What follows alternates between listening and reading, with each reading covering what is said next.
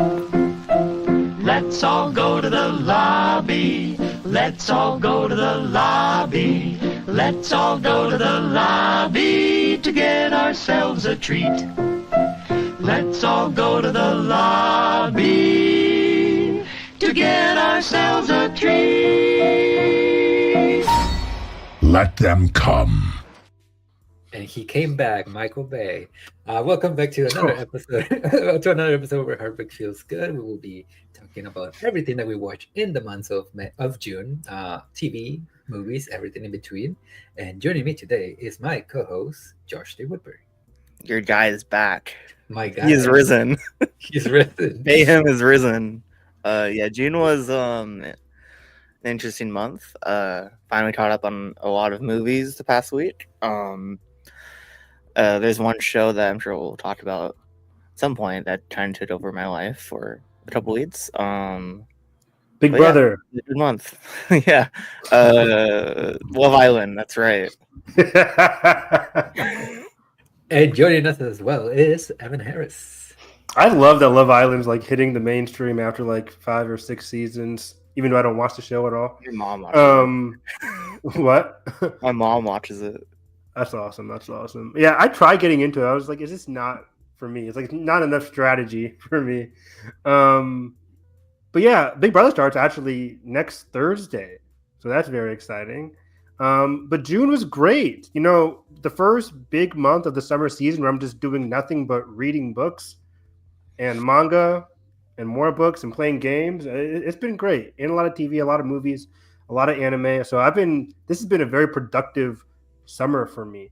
Not as much like movies that I've never seen before, like I do in past summers, but pretty good so far. I'm very happy. Before we begin, do we want to get an elephant out of the way? The elephant in the room. What's Season 3, The Last of Us. Oh, yeah, sure. We can talk about that. Yeah, I wasn't even prepared. Yeah, so today I woke up. I wake up multiple times. I go to bed at around 7 a.m.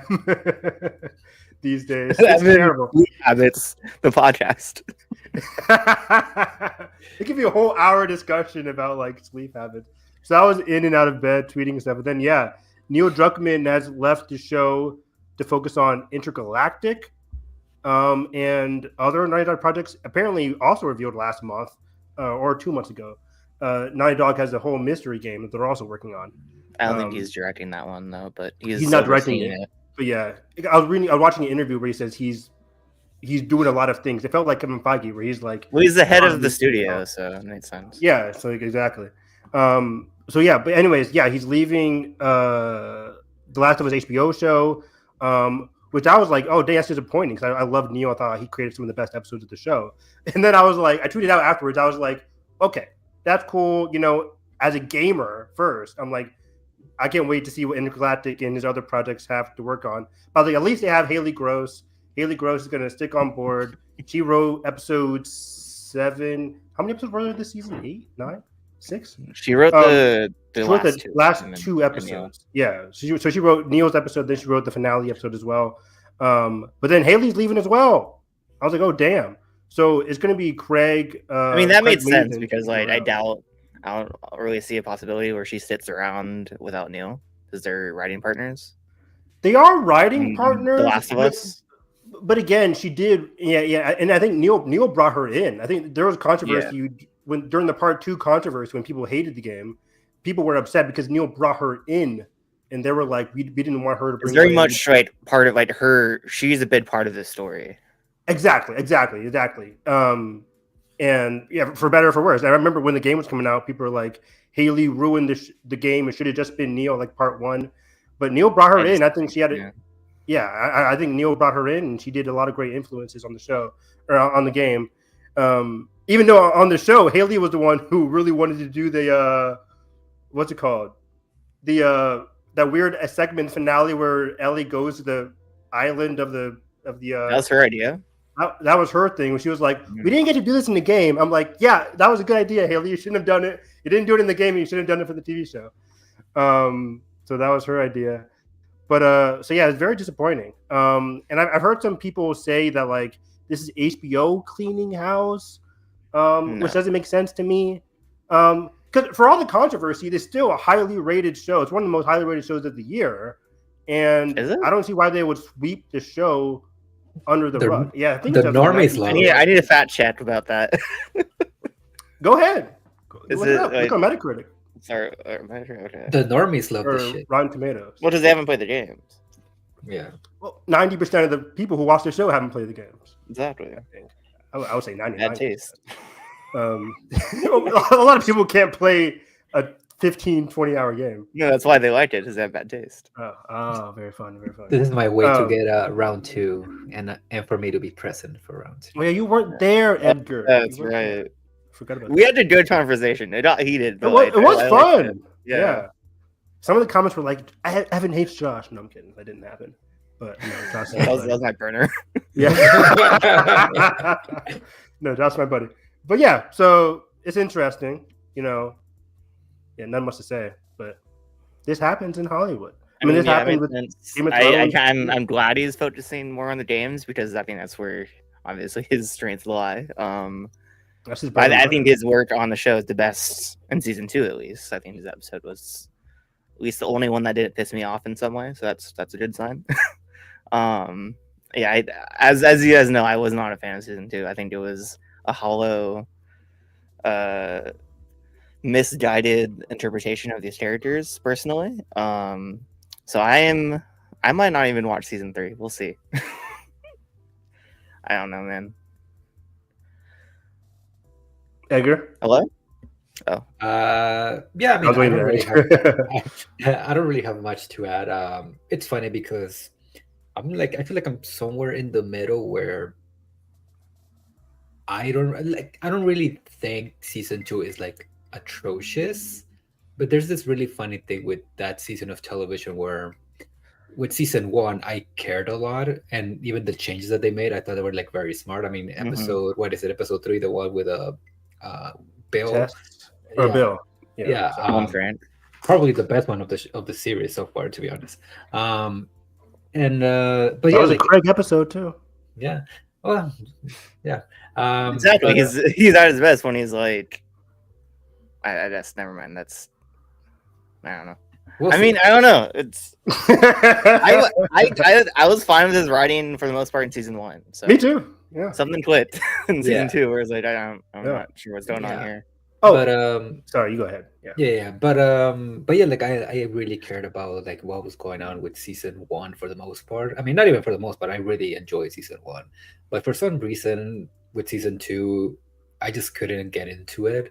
Probably was the writing. I don't know. Even like the way the show looked, just like it was very like visually bland at times. Not always, but at times.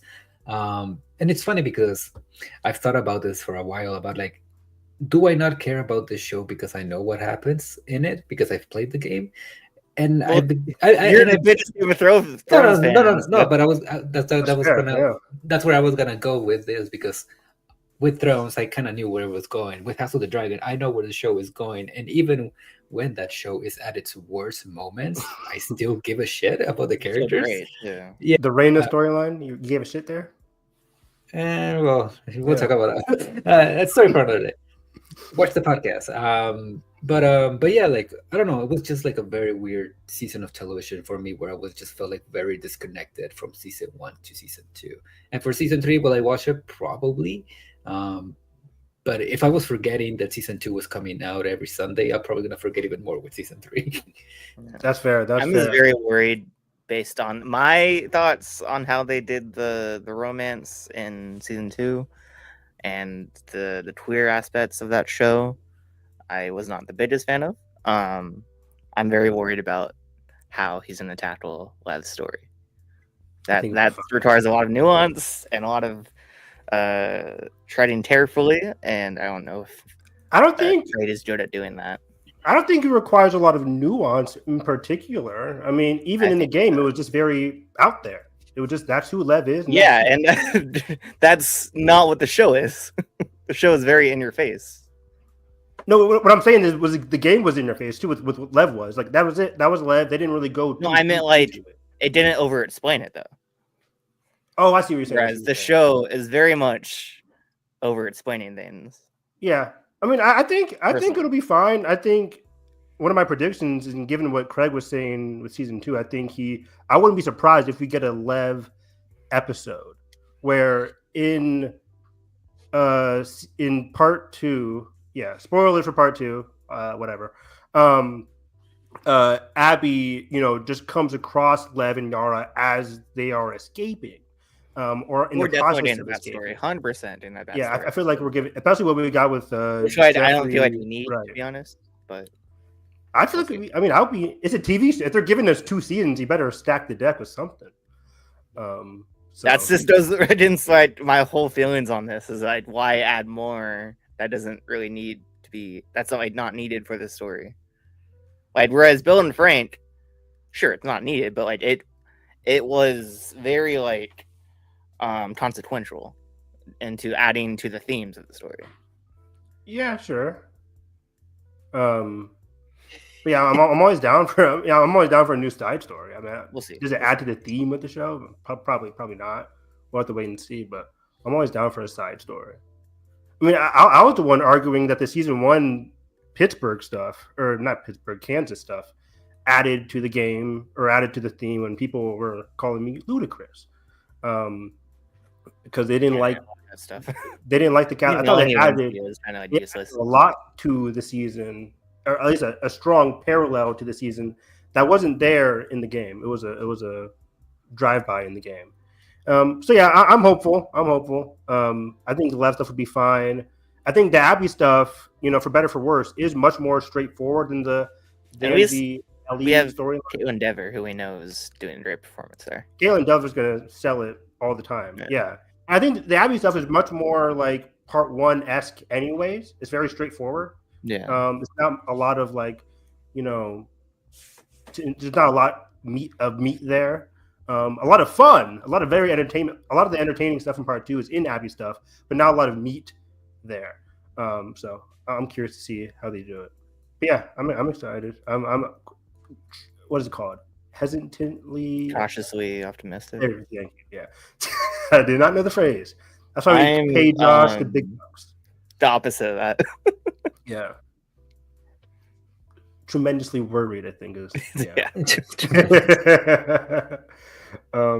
But yeah, I don't. Yeah, so June for TV. I guess we'll do TV for last. But I don't know what else I watched besides. We do TV first. We can do TV first. I watched The Bear. Oh, Squid Game was technically June and July. Nobody cares. Nobody watched it. People were watching. We talk about nobody watched it. 60 million. I know Kate Blanchett's in it. 60 million people watched that show. It's a big thing. Do you want to talk about it, Evan? Yeah, I'll talk about season 3. I didn't finish yet. I'm on episode 5. I have one episode I'm watching literally right after this podcast. I watched the finale. Sorry. So it's fine. But I'll watch the finale after this. But I'm liking Squid Game season 3. It's not as strong as season 2, and season 2 wasn't as strong as season 1. I wasn't even the biggest fan of season 2, but I thought it had some emotional moments. And season 3 had a lot of emotional moments, like back to back to back to back as we reach the end of the games. So I'm liking that. The storyline, some of the storylines, which I've seen in a lot of TV shows so far, it's just like, okay, like let's just get to the point. Because a lot of the storylines in Squid Game is just like, okay, I saw this coming. It's just like it took 30 minutes of like back and forth, hectic arguing to get to the kill. And I was like, okay, dang it, we finally got there. And yeah, some of the emotional moments hit. Lee Jung-jae is still fantastic.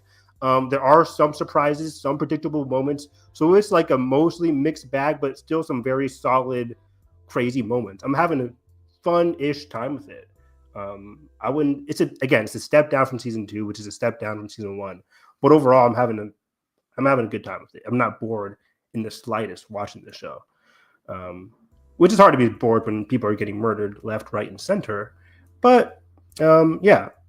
Again, probably won't be one of my top 10 shows of the year. But again, it's entertaining as hell, emotional at times, some creative games, some crazy characters. It's just that, like, contrary to season 1, I just don't care about a lot of the characters. But the beauty for Squid Game is like, what would I do in this situation? And that like skyrockets in every episode because I'm just like, audibly like, why are they doing this? I wouldn't do this. I would like. It gets me immersed in the show. So that's definitely a plus. So yeah, am I the only one who watched Squid Game this month? Yeah. Only one? I haven't seen a single episode Of season 2 or 3 or 1? of the whole show. The whole show. That's crazy. Season 1 is fantastic. This doesn't seem interesting to me. It's excellent. Yeah, you would love it, I think. I saw season 2 and I thought it was okay. I thought it was like entertaining, but I just haven't had time to dive The whole like using that to kickstart an actual game show kind of like rubbed me the wrong way. Where like I'm not watching this. Rubbed you the wrong way. What the hell? Yeah, it's like It's kind a of game show. being the whole purpose of the show. Yeah, what companies do outside of the show is on them. Still, It had nothing to do with the show itself. But yeah, I'm sure the creators had approved it in some way. the show was going to go on whether the creators are like, "Hey, don't do this. Please don't do this." It's still weird. Yeah. David Fincher watch. Never seen a David Fincher one. The David Fincher thing just bums me out, man. That was like my guy for like 2 decades. I loved my favorite director. Seven's still one of my favorite movies of all time, top 5. And to see him do, I will say I am interested in the Cliff Booth movie. I can't wait to see what that ends up being. If it's a mess, if it's actually good, we'll see.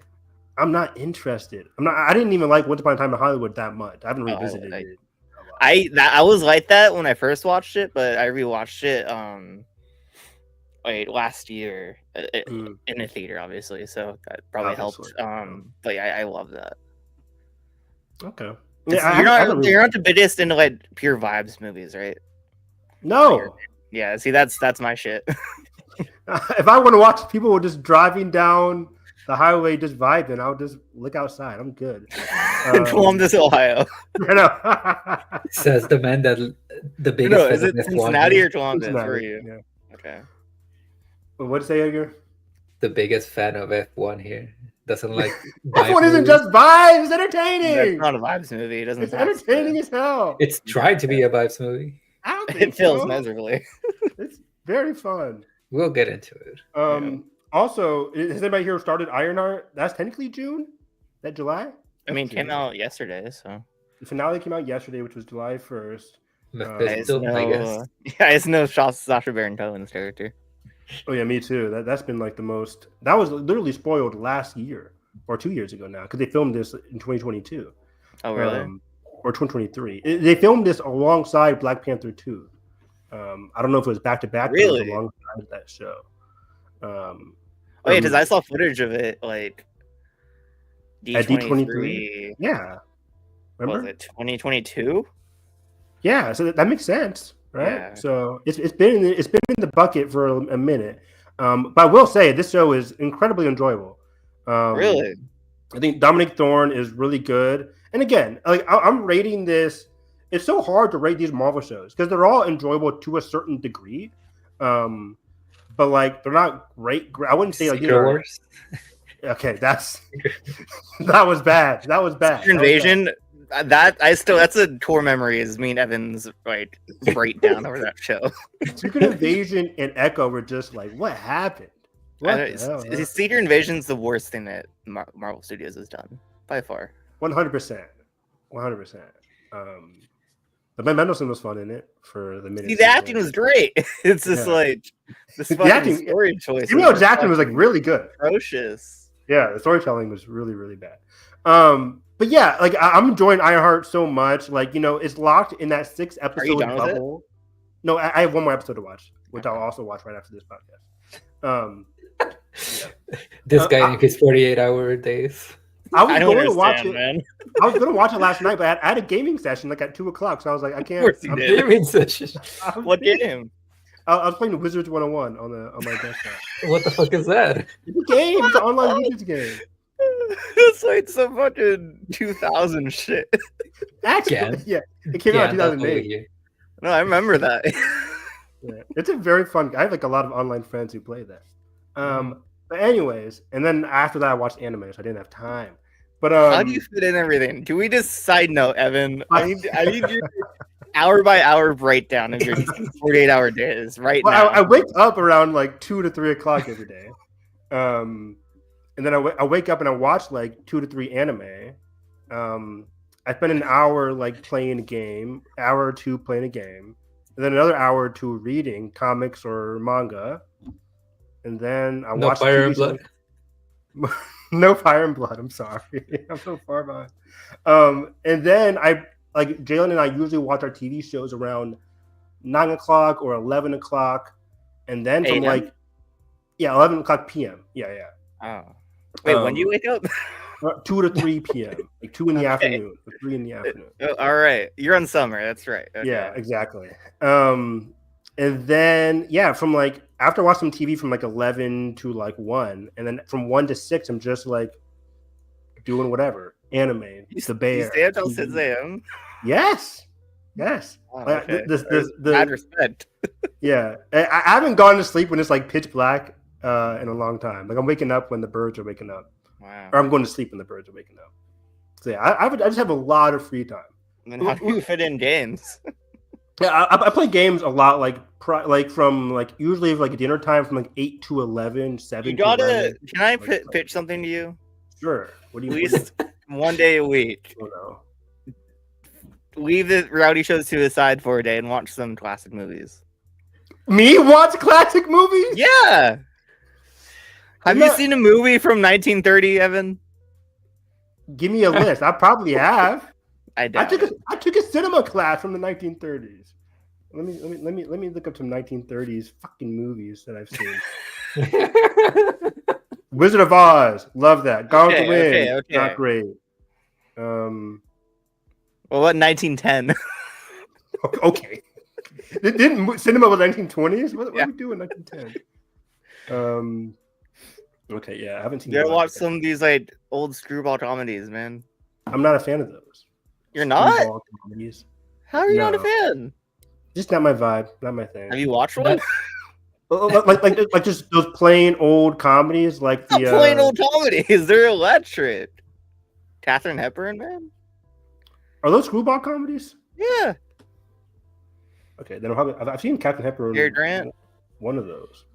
But I've probably seen more classic movies than you, Josh. You haven't seen any like alien movies. You've seen more 80s, 90s movies, sure. There we go. Those are classics.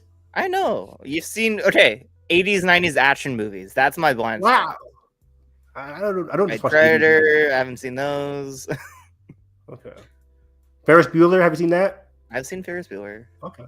Have you seen The Rock? I have not seen The Rock. That's Michael Bay, Fucking right? goated. Rock is fucking That's, goated. that's why he's the GOAT. That's my dad's favorite movie. It's The Rock. One of his favorites is The Rock. That's a freaking classic. Where's But the fourth yeah. dude? But yeah, like this year I wanted to watch like there are some Park Chan-wook blind spots that I haven't watched. Like I haven't watched The Handmaiden yet. I've only seen Decision to Leave. I need to watch Old Boy. Yeah, Old Boy is I fucking have it good. right here. And still haven't opened it yet. Fantastic case. So yeah, because I can't wait for no other choice. So I haven't watched it yet, but I need to give it back to you. that's wicked. That's a gorgeous cover. Yeah. I love it. Wow. Gorgeous. Okay. Damn. Better than the fucking normal cover, yeah. What's the normal cover? Oh, is it One of the That's what PNG's it is. ad-looking posters. damn. So yeah, long story short, back to what I was really saying. I would recommend people to watch Ironheart. It's one of those shows that's actually doing well with this 6-episode format. Shit. There's some rush stuff, but yeah, that's pretty bad. It's very bad. That's pretty bad. There's some rush stuff in Ironheart, but overall, I'm very, very much enjoying it. And Riri is a very flawed, entertaining character. See, I liked your Counter forever. She's really good here. She actually there's a lot of trauma that she's dealing with, and I like how they're writing it. But yeah, and then let's talk about The Bear. That's the last TV show. Let me see. I haven't watched it yet. I've only seen 2 episodes, but Poker Face was June, right? Wait, what? Poker Face. Oh, I thought you were making a joke about The Bear that you were only watching. You've seen that, right? The whole season? Yeah, I'm only 1 episode behind on Poker Face. I'm loving it. I think Poker Face is doing great. It's interesting because in episode 3 or 4 they did something with the formula, and it's a different formula for the recent episodes. It's a different but similar. It's different but similar. Like it's not too much of a divergence. But I like the direction that season 2 is going. They're trying to make it different from season 1. It's not all out yet? No, this weekly. Oh, interesting. Okay. So I think the season ends in like 2 weeks, maybe next week. I'm not sure, but I'm like an episode or 2 behind. But overall, I'm really liking the show. There's so much I need to fucking watch. I need to watch that. I'm gonna start my Sandman rewatch tonight because that comes out tomorrow. Oh yeah, I haven't watched a lick of Sandman. Yeah, It's so good. I can't wait to rewatch it. But yeah, that, for TV, are you doing the bear? We can do the bear. Oh, before we end, no, that was it. Yeah, sorry, I was thinking of something else. That was way earlier this year. So yeah, I think it's the bear. Unless y'all want to talk about anime, I can do a whole discussion. You want to do a little anime minute? No, I'm good. Yeah, nobody's ever. Yeah, anybody watching this has no clue what I would say, anyways. But yeah, the Bear season 4. 71 Rotten Tomatoes. That's wild. That's wild. crazy. That's crazy to me. I think this is way better than season 3. Season 3, they should swap scores. You never even watched it. I watched episode 1 and I watched the finale. That's it. And I watched a recap on YouTube. I was like, what the hell happened this season? Oh yeah, I didn't miss much. And yeah, so I went into season 4. I literally was watching the recap and I'm like, that did happen. There's still like 5 storylines. It's not just about plot points. Yeah, it's just about people talking, going through, and then talking. Yeah, again. that's what the show is. Talking again. Insert song. Talking again. It's great. Insert song. Speed TV.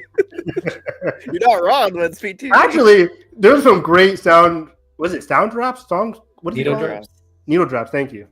This season that I really. I mean, the whole show is like Yeah. I think some of the best music supervision I've ever seen. Like I wonder how many songs are in this season. I want to see the whole list. How much of the budget is just going for the right? I have the playlist. It's insane. It's like 58 songs. That's crazy. I knew it was some super. I know season 3 and 2 are like way more too. You think season 3 and 2 are way more? Yeah. Oh wow. Here, let me check. Right. I mean, I'm pretty sure that one song in season 2 wasn't cheap. So yeah, Taylor Swift. I mean, the first song in season 4 is not cheap at all. yeah. What's the first song in season 4? Led Zeppelin's hard to get right too. Oh yeah, that's true. Season 2 is 64 songs, but that's a lot of the score that they use from Waves. But yeah, go off, Josh. What do you think about season 4 compared to? I mean, I don't know, just season 4 in general. Yeah. I mean, it continues to be my favorite show on television right now and maybe ever.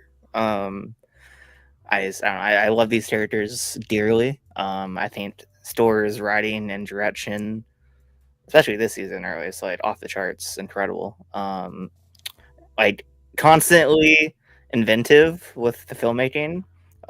Always like switching up during pivotal moments. Especially the finale for season 4 is like was not expecting basically a play for 30 minutes. Me neither. That was absolutely outstanding. I think this has some of the best performances of our leads of the show so far.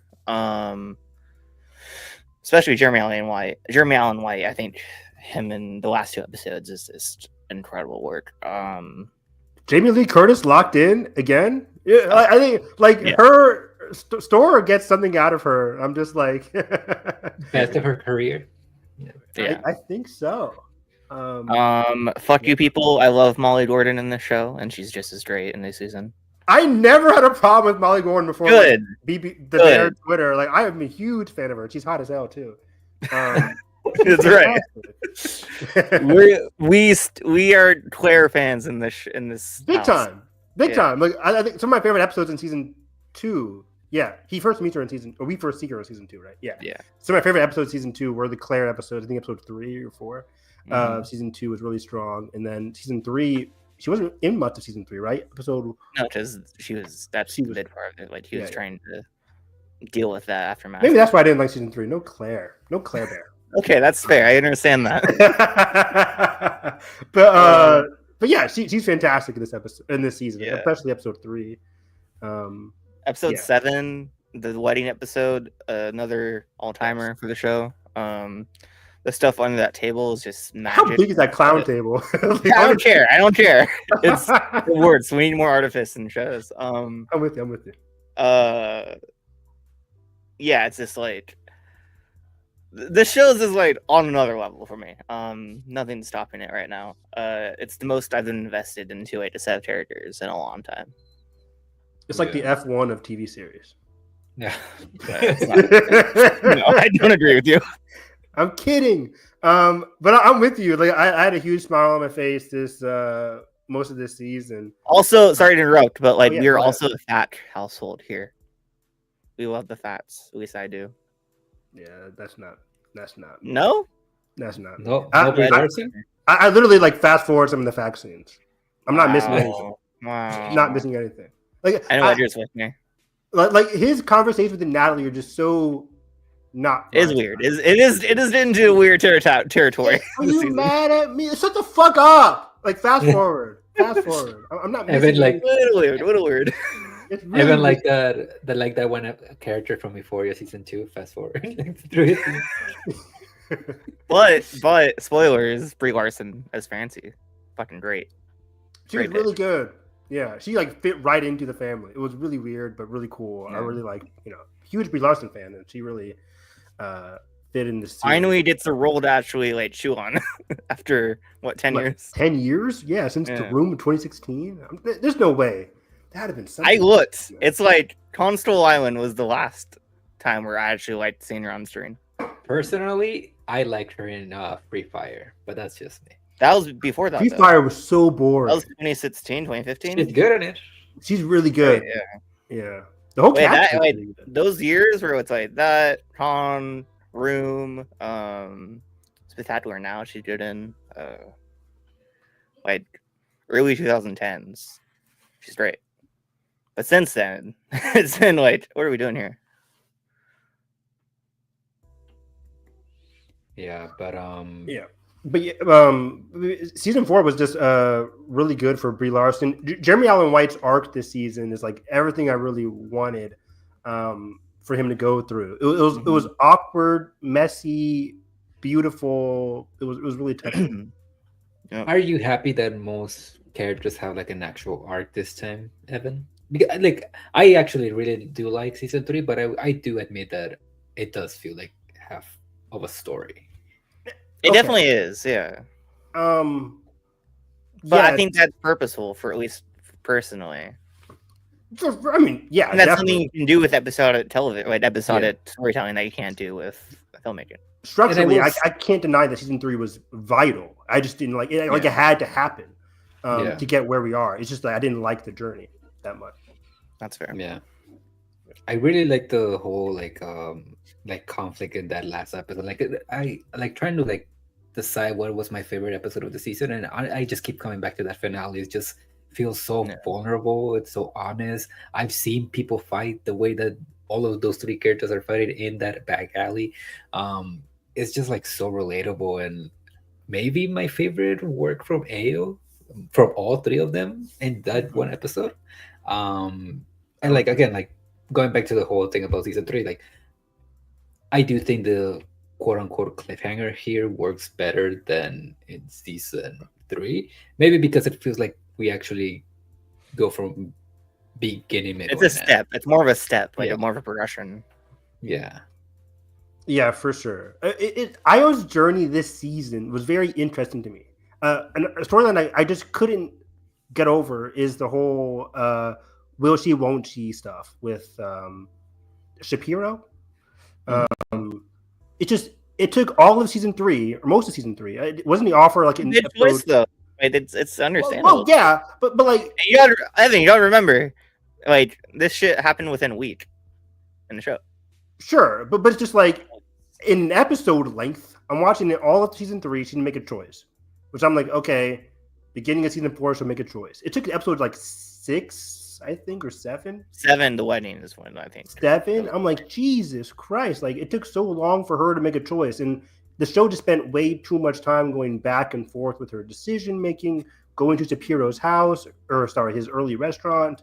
I just felt like this arc really took a long time for something that was incredibly inevitable.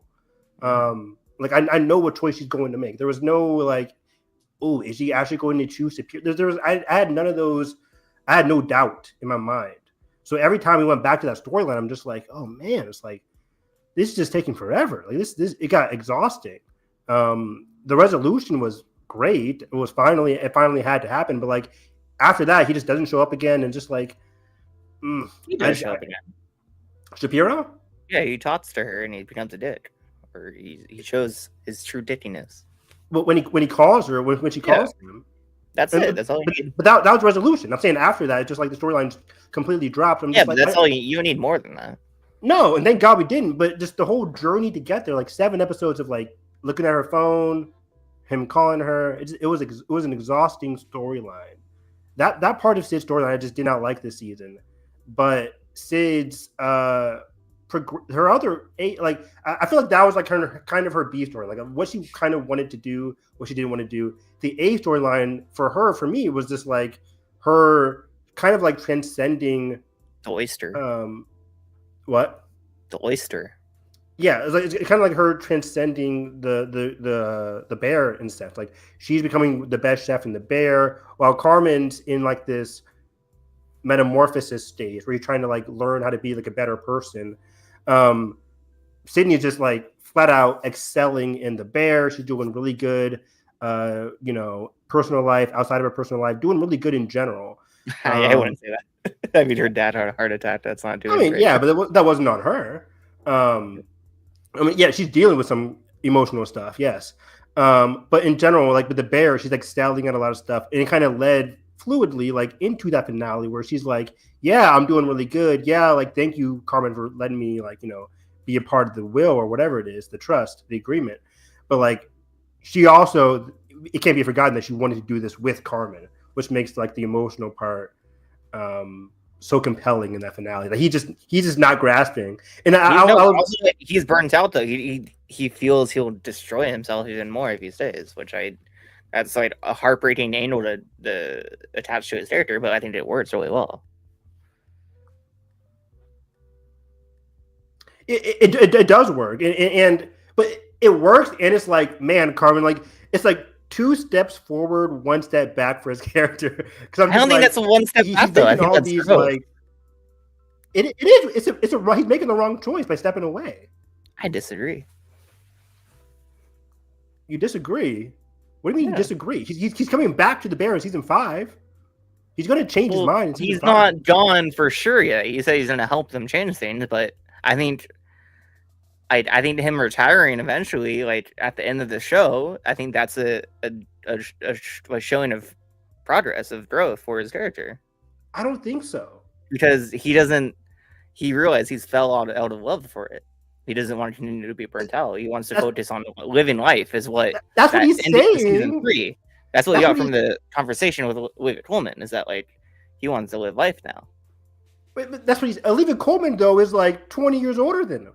So it's completely different. She had a different stage in her life. Carmen's taking that in, and I think I respect Carmen's choice, but I think it's a part of his growth that he just has to understand. He still hasn't found that balance. He still doesn't realize, and I think Sydney says it's like I think the heartbreaking thing is that like he won't ever find that balance. I think unless he goes away. That's what he thinks. I think that's what's needed for the character. Him not cooking anymore, is that a healthy thing to do? I'm not saying he's not to stop cooking, but he's to stop working in a restaurant. And then that's do the what? Thing that's destroying him. Find his life. I don't think cooking is destroying him. He thinks it's destroying him. I'm not saying cooking is destroying him. I'm saying working in a restaurant is destroying him. Sorry, man. Like, I don't think working in a restaurant is destroying. I don't think it can. Like Sydney, he says it's like Sydney's exactly where he wants to be. I think he can find that balance, just like she is. Like he can find that balance. It's I think that's what the show's trying to do, though. You think the show's trying to say like I think cooking has always cooking, especially cooking at this restaurant, has always been a sense of like joy for him. But I think they're trying to do something more heartbreaking where he falls out of love for it, and I think that's a really interesting way to. This is a heartbreaking kind of show, though. It's going to end with him. Yes. Like, you know what? I'm done. The fact that they put this in the finale for season 4, and they're giving us an extra 10 episodes next season. He's not. This isn't. I think he will by the end of season 5. No way in hell. I'll bet you. You wanted to bet? Yes. All Easily. right. $20. Let's $20. do it. $20. He's not leaving. I think he's the gone. Bears. I think this is part of his growth. Again, this is a season of realization for him. He was realizing a lot of good stuff. Again, 2 steps forward. He's realizing a lot. He's realizing. Edgar, what's your take on this? Yeah, sorry. Yeah. I see both of your points, but I do think this season in particular has been making a lot of emphasis of him stepping away and figuring out who he is outside of the kitchen. I mean, that's literally what he says to Richie in the finale. But also, like that moment, I think there's like they emphasize a lot about him being stuck in the kitchen and not living life through him not meeting his niece and not like being there for Natalie when she needed him, and also like eventually when Natalie brings the baby into the kitchen into the bear, and they share like that moment. What's the name of the baby? Sophie, right? Sophie. Between Sophie and Carmen, where he's like carrying her, whatever, and like Rich just sees like from the outside looking in.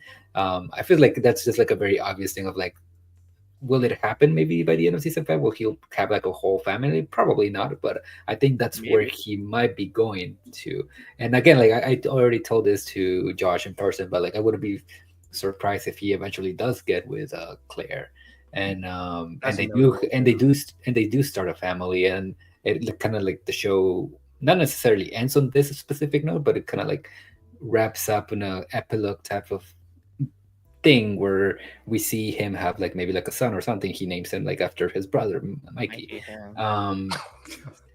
Hey, that's like such a like obvious corny thing that I could you could easily see it happening. That's what the show is. So do I think Carmen is making the right choice of like completely abandoning? That's not the argument though, if he's making the right choice or not. It's what we think is going to happen.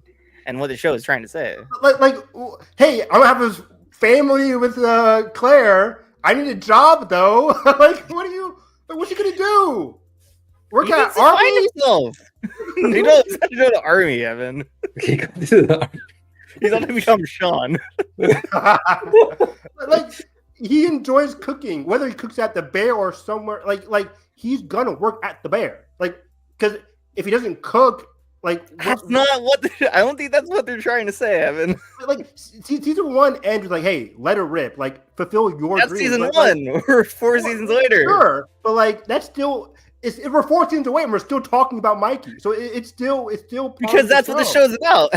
Exactly. And what was Mikey's like? You know, Mikey always talked about what a great chef Carmen is. Yeah, that's the tragedy behind all of this.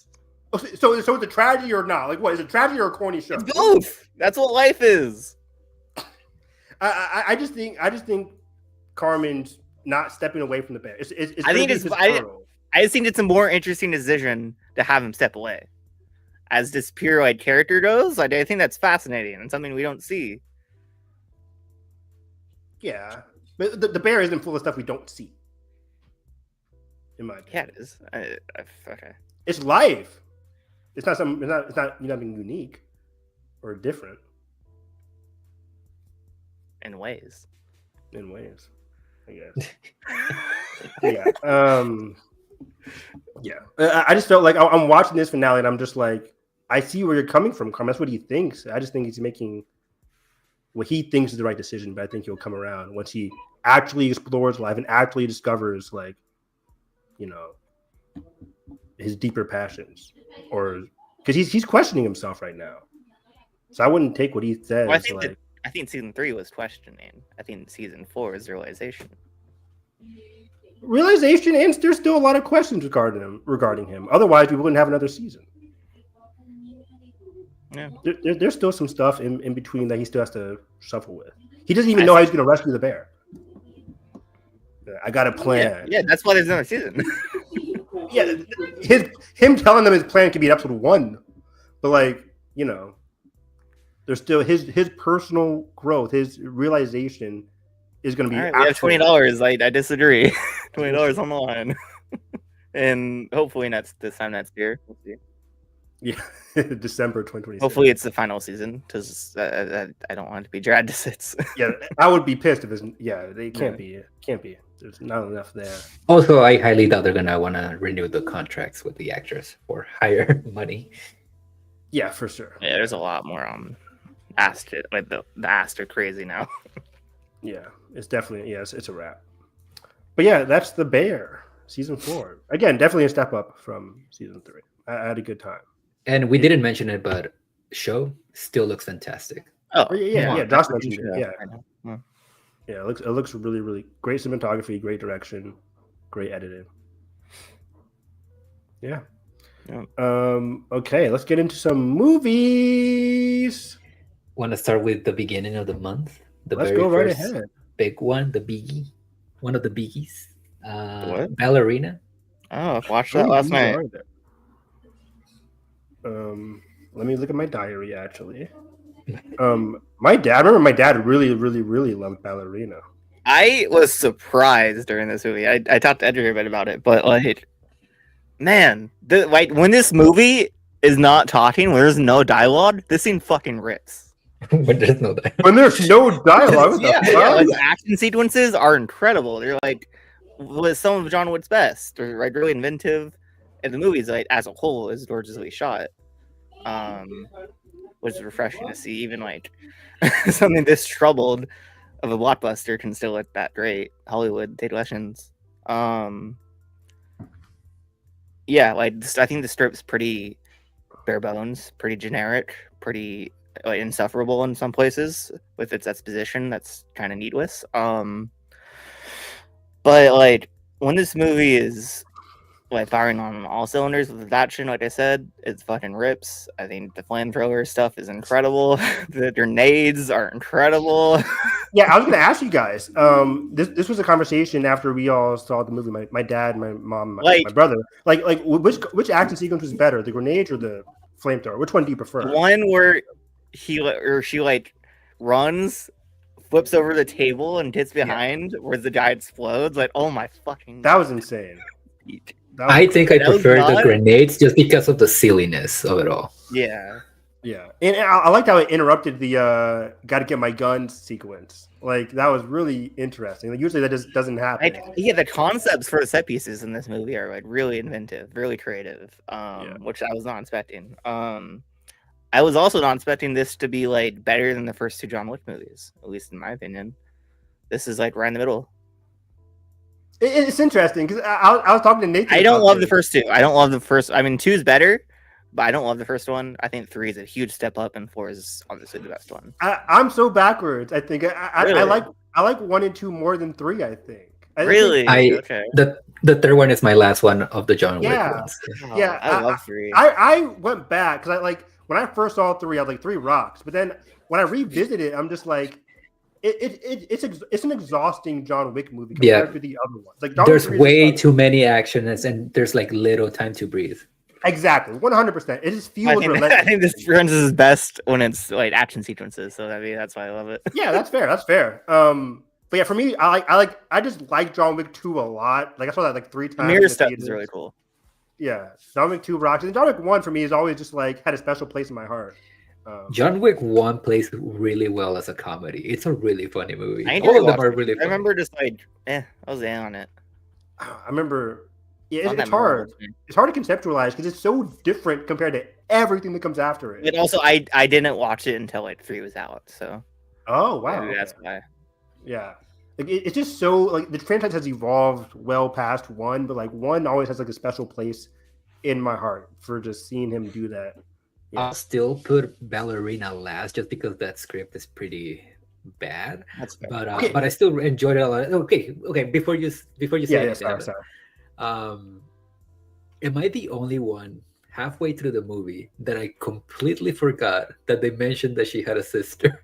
Dude, same. I didn't read it.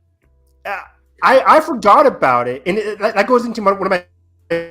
I kind of knew. I was like, "Oh, is this This movie reminded me of the account.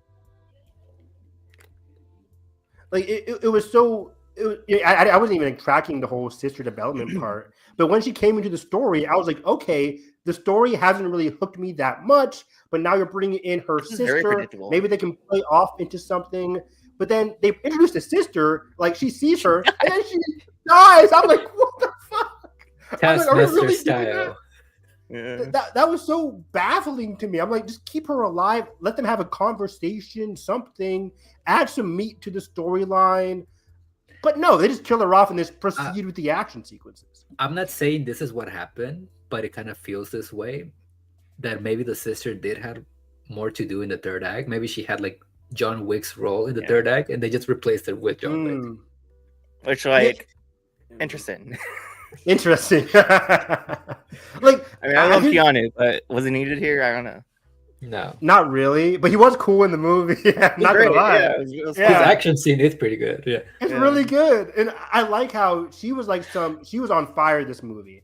But as soon as John Wick shows up, he's like this immovable like beast. Like he could have killed her like 20 different ways. I just love how like video gaming this movie is. Just like with its structure and its concepts, like it's a fucking video game. Yeah, like this whole town, that's really cool. Reminds me of like Deathloop or something. It's awesome. Yeah, like, the concepts are great. Natural story and writing, pretty trash. Yeah, the whole town being like out to get her was awesome. I was like, oh wow, like there's like a parents like taking care of their kids, and just like, sorry, honey, we got to kill this random lady who invaded our town. This is wild to me. It's like she's going from rooftop to houses. It was really cool. Also, going back to the script, I think it's really funny that everybody who is like part of this like mercenary world is always like judging that town because they're a cult. It's like, what are you then? You're a cult too. It was a bitter cult on a more worldwide scale. We don't fuck with those guys. Those guys are weird. Ana de Armas, like when she's not talking again, fucking great. Wow. Let's clip that out. I don't think she's like she needs a specific role to be a good actor, personally. Oh my god. That's not sexism. That is her talent. That's how like some 1960s producer is like, when this girl's not talking, he's great. Oh my god! I didn't mean it like that. I meant like she's not the best actress. Oh man! Wait! She's not the best actress. Besides, like when she's has the right role, like Knives Out, she's incredible. Yeah, Knives Out, great. Yeah. She peaked in like 20. Wait, what was it? Knives Out 2019. Ghosted. No. Yeah. For this, she's fine, but her physicality is incredible in this. She's like she matches the energy of the sequences really well. For sure, she locked in. She delivered a great action set pieces. I thought her performance was solid. It wasn't anything to take home about, but Norman Reedus wasted in this movie. Yeah. Yeah. So the assassins are there to kill Norman Reedus. Norman Reedus is like, hey, take care of my daughter. They're coming for me. They get outside, they take down the Maritas quickly, and then she loses the daughter. I'm like, you had one job, and then the daughter just gets quickly taken away. It was very funny to me. A lot of weird choices like that in this script. And then Maritas just survives somehow. I'm like, wait, why do they leave him alive? That was weird to me. I'm like, okay. There's this obvious sequel, Evan, right? This movie flopped. I hope the box office performance doesn't deter them from pushing forward with Kane's movie, Donnie Yen's movie. He's directing that too, right? He's directing that. Yeah, I'm not sure if he's writing it, but yeah, he's definitely directing it. Because I just rewatched John Wick 4, and I'm just like, oh my god, Kane is like the best character in this entire franchise. Like, I am so fascinated to see what the fight sequences looked like before Squid came in. Because all of those were definitely reshot and were Chad's. I don't know. It's hard to tell. I feel like the first. Act. Yeah, I feel like the first action sequence, like the first real one, like in the Ice Club, I feel like that was maybe Weissman. I liked it. I don't know. I thought it was like pretty generic. I liked it too. Okay, that one's the one where she's like 2 months later or whatever. Where she's like after everything's happened, she's walking out of the building. Jump. That's cool. And we like pan out. Oh, that car scene? Hit by a truck. Oh my god, it's incredible. So cool. Wild. So Like, how did cool. they do that? Yeah, I love that. That's where the movie really like picks up for me. Oh yeah, definitely. Like from that point Like, forward, 2 months later, definitely- yeah. Yep, 100%. I'm with you there. But yeah, my dad after the movie, he was like, "This is the best movie since Top Gun Maverick." And then F1, this is the best movie And since then- Ballerina. Yeah, like, F1. He's like, "This is the best sports movie of all time." I'm like, Wow. you know, If they, What is the best if sports movie of all big time? Big F, but if they make a sequel to Ballerina, get Tom Cruise as a villain. please, he should be a villain in his fucking franchise. Let me see Tom Cruise fight Keanu. Like, I pitched that like after John Wick 3, like I wanted him to be like the head of the hand, or whatever it's called. He We'll was see if high- the relationship lasts that long. Yeah, the high table. I mean, what relationship? Tom and Anna Darmus. Oh, Tom Lund. Yeah, we'll see. But yeah, Tom in this franchise would just be incredible. Maybe John Wick 5. You never know. Why? Hey, if they're not gonna do it. But I mean, if they make it- Sweatsy's match, I'll I'll take it. I'm with you though. Yeah, I don't need it though. have him fight demons out of hell or whatever. Why do people think he went? Crossover. Why do people think he went to hell? Well, he wouldn't go to heaven. Evan. He went to go see his wife. I think he went. It's all about your final choices. What are you talking about? Have some optimism. Jesus. Us? Optimism 2025? His final action being shoot somebody in the head. Evan. He's trying to get out. He's trying to get out of the business. Come on. Anyways. I've seen people say that. I mean, granted, I feel like the marketing for this movie was pretty bland, if not bad. Horrible. Yeah, but I also feel like it got hurt being released too close to Mission Impossible. But Possibly. Yeah. I think you had too many action movies right after another. What's next? Ballerina. Did we watch Predator Killers of Killers? I did. Yeah, that was June. That's one of my favorite movies of the year. I love this movie. Especially somebody who's not a huge anthology fan. I usually can't It's an stand anthology movie? Yeah, Technically, yeah. Ooh, it's like three okay. stories connecting at the end. I Yeah. might Oh, be down. Oh, you haven't seen it, Josh? I haven't seen it, no. Oh, I thought you said yeah. Okay, I'm not gonna spoil anything, but I love like how this movie is structured. I was never bored with any of the three storylines here. We visit the Viking storyline in the past, the samurai storyline, and then the World War II storyline. World War II probably my least favorite, but like only by a small margin. It's just the character was a bit too goofy for my liking, but he was still a compelling. It was still a compelling narrative of what they were trying to create there. But either way, the ninja storyline, ninja/samurai storyline with the two characters there. I won't get into it. Awesome. The Predator, awesome. And what this movie really tells me is just how versatile Dan Trachtenberg is as a director. It's very hard to direct a Predator movie in the first place, given this up and down franchise. And he made a great movie in Prey. And then he directs an animated movie, and he does really well here. There's a big difference between developing an animated movie and a live action movie, and he does some great direction in this animated feature. Oh, he directed this one also? Yeah, he directed and wrote this, and there's some beautiful shots here. This is a very gorgeously animated movie, some great action set pieces. And we get just enough emotional development, given that it is an anthology. It's like 15-20 minutes per act. We get just enough emotional development per storyline for me to be actually like engaged with the storyline, engaged with the characters, and especially with the action sequences. The unique designs for each of the Predators is really cool. The lore building is really cool. Like, I had a great time seeing how they were, used in each act. And it was kind of like an extension of Prey, where Prey is like, you could take Prey and think of it as like as a larger set piece within this like universe, because the Predator coming to track down a new, adversary. In Prey, it was Naru. But in this movie, it's like, hey, there's three other different characters, just smaller storylines. And I was just having a blast the entire time. And then it came together really well in the finale. Like, I just got like hyped so much with the last set piece there. I do wish the ending was a little bit more Conclusive. Yeah, conclusive. It feels way too like wait for the sequel. Yeah. See you next time. I'm with you there. I'm with you there. Because I'm like, okay, so we definitely need a sequel now. I need a sequel.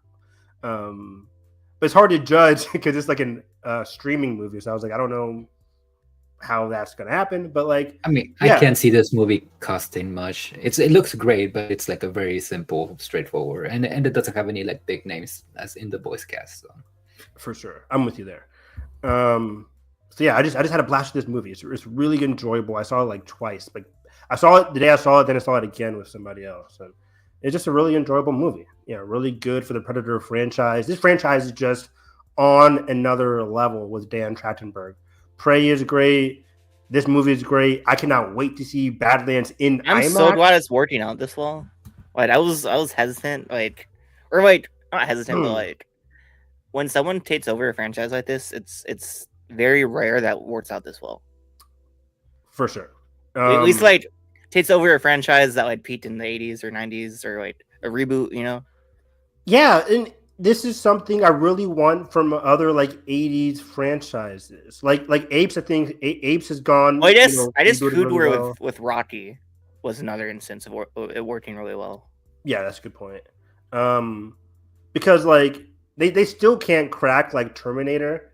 And I still put this Terminator needs this. I still put this in the same vein where this movie is honing in on why people love the first Predator movie in the first place. The first Predator fits really well into this structure that Dan is creating with the franchise. Where the other Predator sequels leaned too far into the action and just forgot all about the character work. It is cool to see like an Alien versus Predator situation become like this organically manufactured, I guess. Right? It's organic the way it's happening. Right? And Dan, when he was asked about like why is Elle Fanning playing Wayland Yutani synthetic, like he said, why not? Yeah, he's like, I needed a character like this, and I'm like, oh wait, yeah, I can just do this, and it's like, oh, perfect. And it's set in the future, which could be set in the same time period as Alien Romulus. Like it's all working out quite well. So I'm very excited. So yeah, I would really recommend people watch Predator Killer of Killers. Just some of the most inventive action I've seen all year. And this has been a very good action year with Ballerina, Mission Impossible, Killer of Killers. Loving it. So yeah, but yeah, this started the trend after Ballerina, at least, of me giving like 4 out of 5 stars to a lot of movies I've been seeing in theaters recently with Materialist, which are we doing there? Are we going there? Should we go there? Did I skip something on your The Life of Chuck? We talked about that already, right? No, we didn't. I saw it. Kevin didn't. Right, I saw it. I really like this. Really good movie. I didn't love it. It's not my favorite Flanagan. I've had a journey with it. Let me tell you. Oh, interesting. Well, my take is like I didn't love this movie. I walked out being like, or halfway through the movie, I was like, I think this is what the message is. And then the movie like hits me with the message like numerous times where there's not a lot of subtlety, but I did read a lot of like articles for me to comprehend like the first act of this movie. I'm like, okay, like getting a deeper understanding of what transpires in the first act kind of elevates that part for me. I think the first act is okay. Yeah. It's the most interesting of the movie. Yeah, I agree because I was compelled by it. I was like, I was kind of confused. I was like, okay, I don't know. I love that though. I love how like me too. It kind of like it leaves you off guard. It left me off guard completely, and I was confused. And I was like, let me see how the second act and third act, how does it reflect off of what the first act is telling me? And the second and third act kind of felt like very similar, but also very different as well. So that's why I left the theater being like, I was actually really interested in that first act. Let me see what other people are thinking about this first act. And then I just thinking about it more. I'm like, oh, okay. I like that more. I like the whole consciousness development of it all. But yeah, this movie, unfortunately, it didn't leave like a huge lasting impression for me, even though it's a movie that I really, in the moment, respect and admire. It's very like heart on its sleeve kind of movie. And I respect overly sentimental. And at points, to its detriment sometimes. At points, I agree, and at points, I wasn't really like connected with it. And like, I'm someone wanted- who like I love sentimental shit. I think we need more of it these days. But I think the narration kind of pushes it all over the edge. Yes. In this case. Yes, where it's just like it gets to be a bit too much. Like I get it. I don't need the movie to tell me what I'm seeing. Yeah. Constantly. I think the best example of that, spoilers, I guess, for the movie, isn't that at the end of the second act where basically we're being told what Tom Hiddleston's character is thinking when he's like remembering on what happened earlier that day, and I feel like I didn't need that. You take the narration, it's more powerful. It is, but also like I could see what they're going for, but they went way over the edge, like of the whole cancer stuff, like that. Leave that to be unsubtle. Whereas like, I think that him like he doesn't know what his answer is, or he doesn't know what to say. Why? That's interesting for like narration standpoint, but like for it straight up telling us 9 months later, he'll all that shit. Like I don't. We didn't need that. Yeah. I think that's a good way of saying that, Edgar. I think because I couldn't really nail like what particular part was kind of like irking me, but yeah, I think the narration definitely like added to it. And I don't know about you guys, but I've seen people debate this whether or not part 2 and part 3 should like maybe switch, because the third chapter of the story, it's very long and it's very repetitive. The message is like beating him. Yeah. Okay, and so go for it. I have a rant, or not a rant, but like here's my journey so far. Like I love this movie coming out of it my first watch. Then I rewatched it and I was like, okay, I'm not. I don't know if this works for me. As besides the first 2 acts, I don't know if Act 3 is working for me here. It was also like the viewing experience wasn't the best. Somebody on their phone. Even though it was weird, our audience wasn't great. I was in the right mood, but seeing it on film that second time was really cool. This movie looks like even better on film. I think it's like a little too digital sometimes, but like having that on a film print really works for like what they were going for. As like a harken back to like Shawshank or Green Mile, those types of movies. Oh, it's really good. Are you saying that because you watched like an early cut? No, I watched the same cut, like on 35 millimeter. It was projected on film. Okay. That second watch, I saw it on film. Gotcha.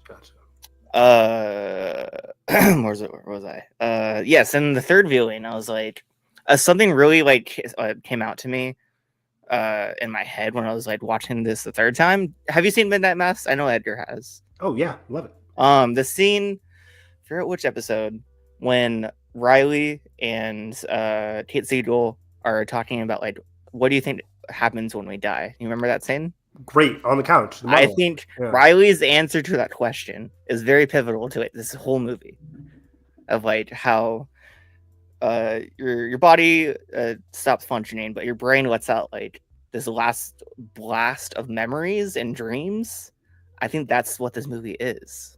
Yes. Like right when we see the end is like, that's why I think the structure works and how jumbled it is sometimes is because it's his brain like just like unleashing all these memories at once and him trying to like wave or go through all of them while they're all like happening at the same time, which confounded me. I get what you're saying, Josh, which confounded me because that's sort of my answer of like trying to make this movie work in my head for me.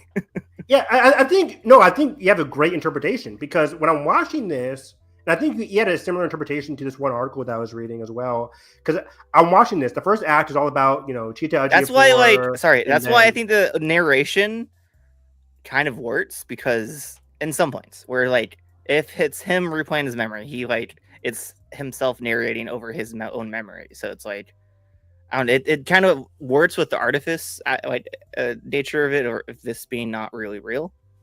Yeah.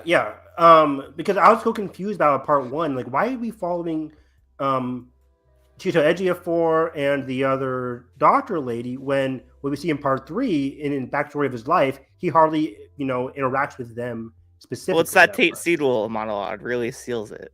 Yeah, I think, which is probably my favorite scene in the movie. Yeah, it's such a strong. She's so good. And I think that's one of the parts in part 3 where I'm just like the message is hitting me. Like I that scene, like I got it. I didn't need. But then it like goes past. It goes past it. Knocking your head over it. Yeah, after that. Yeah. So yeah, but I do respect that they showed a little bit of restraint of not like doing flashbacks to the scenes from the movie of Act 3 and at the end they didn't do that, which I was very scared they would of like go back to like once we see him at the desk, the kid remembers, or we see the scene from the beginning of the movie. Yeah, like how some like weaker writers would have done that for sure. Yeah, having flashbacks to that first act. So I respect a lot about this movie. Solid direction from Mike Flanagan, at least in terms of like getting great performances from his cast. That too, like the dance scene is like incredibly well directed. Really, really fun dance scene. Really, really fun. It's like infectious fun. So yeah, solid movie. I wanted to like it more, but you know, onwards and upwards. I'm excited for Carrie. Where are you at with this movie? Who, me? Yeah. Oh, I mean, I still I'd like it a 4 out of 5. I still really like it. I just really like, again, like going back to the whole like over sentimentality of it all. I just like really connect with it, and I think the overall message that Flanagan and Stephen King with the short novel that they're trying to convey about, obviously, like all the people that we see in the movie are supposed to be people in his head that he has created, almost in a way, all of these like multitudes, and the fact that all of them are like, who is this guy?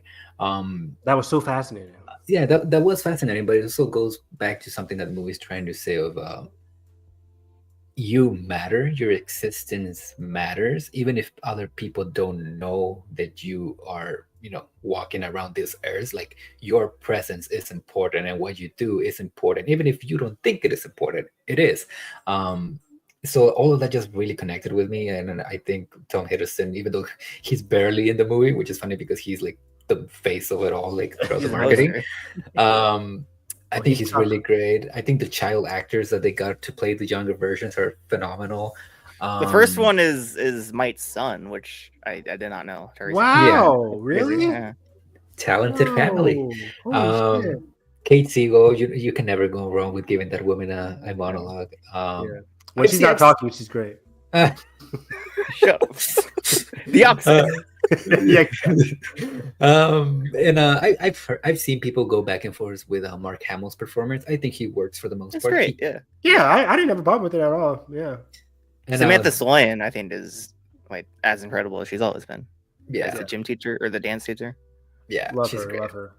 And yeah, like again, like I think this movie is gonna benefit from rewatches, as we've probably seen with Josh through this podcast. Or might not. You might be the opposite. It's done. It's interesting. Yeah, I guess it'll. That first one still it was a peak for me, but we'll see. Yeah, but yeah, overall, really enjoyed it. I mean, I can never go wrong with a Flanagan picture or show, unless you were Midnight Club or whatever the fuck that was.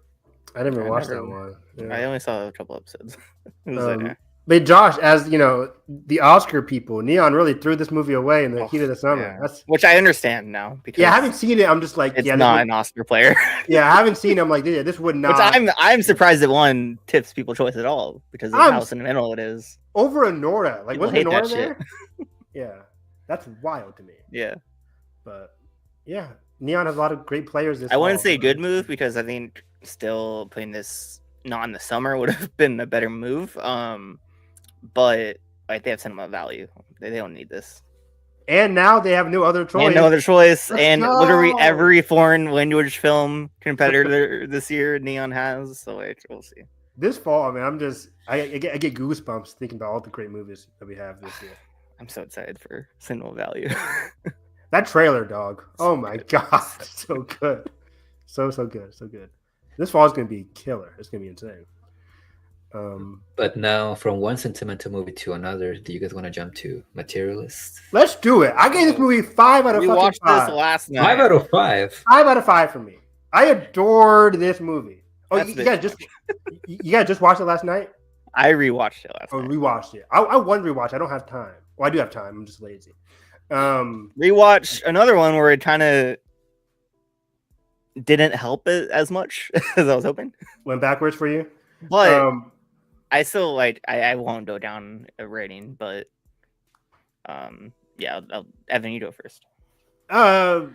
This movie's great for me. Like you know, I'm a huge rom-com person, but I like romantic movies in general, and this leans out of like the rom-com. There's still a lot of people keep saying like, you know, it's definitely not rom-com-y. It's not super funny. There's still a lot of very funny moments in this. Like I love the scene when she's talking with Pedro, which gets like overly goofy, but just the idea, spoiler alert for Materialist, if people have already seen it, whatever, where he got like the leg surgery, which is utterly ridiculous.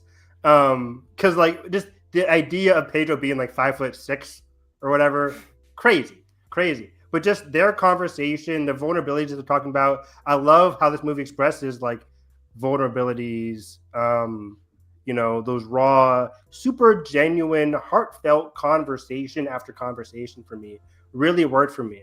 I love, and I didn't expect this going in. I expected to like, you know, just as most movies are, to love her dynamic with Chris more than her dynamic with Pedro.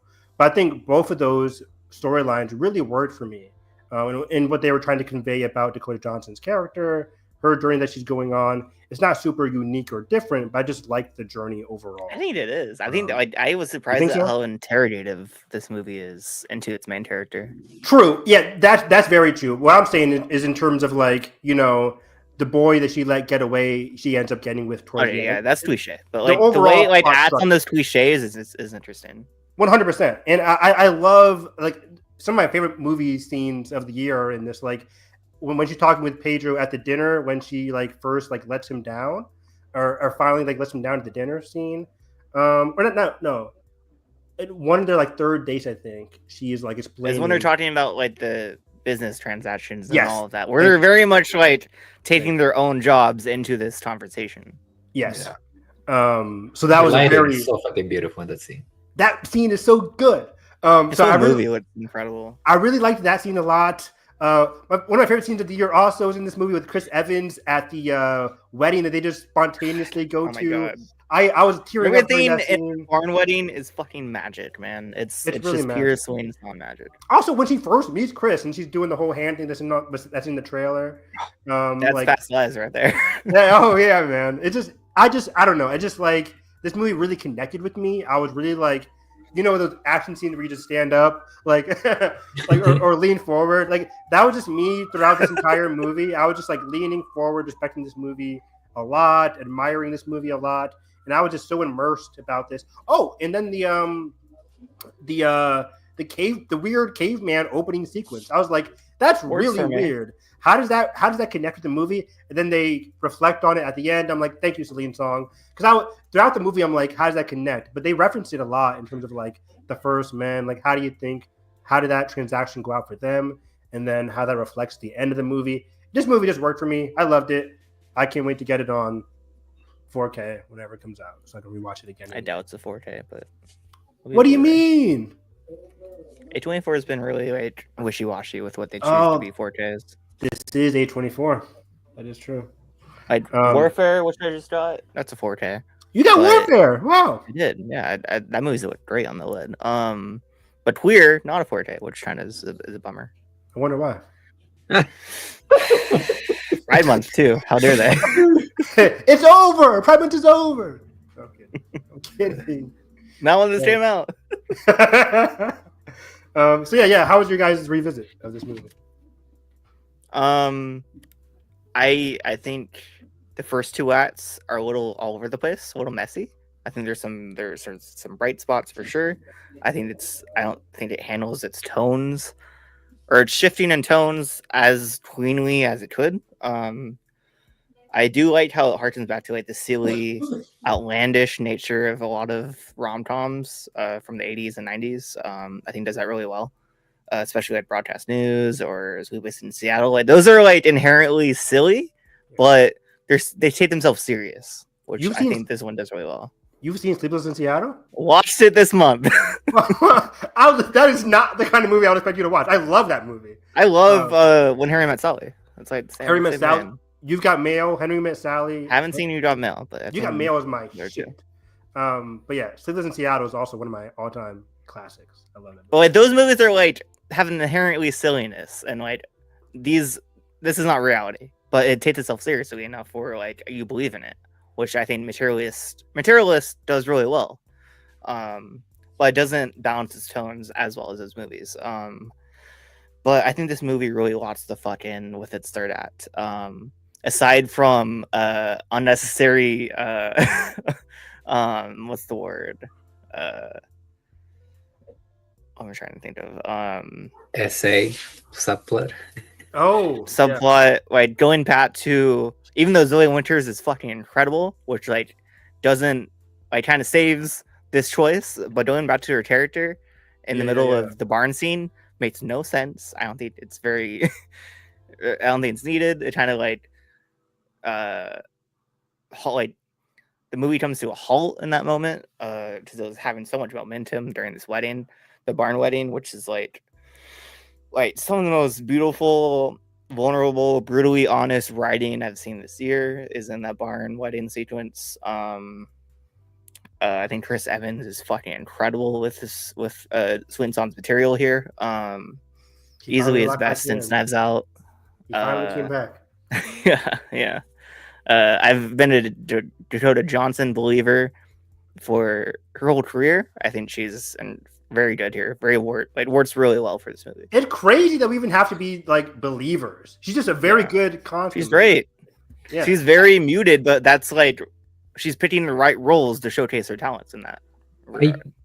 I think the problem with Dakota Johnson and like the perception that people have of her is that you can she's not a flashy actress. No, not only that, but you can tell when she doesn't give a shit about the movie that she's in. Like, well, even Madam Web, she's the best part of that movie, I think.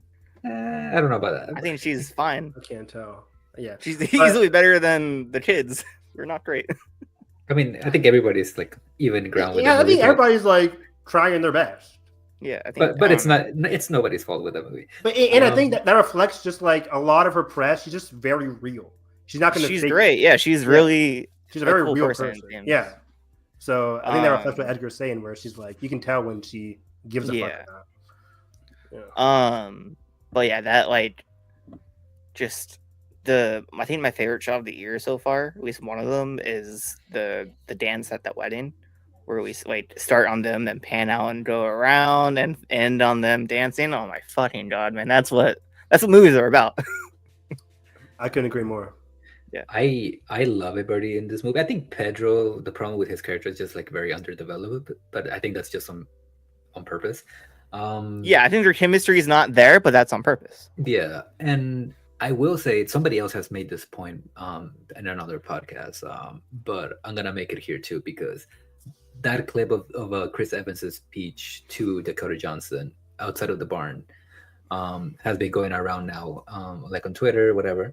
And I fully agree. And this is just how good of an actor Chris Evans is whenever you utilize him well.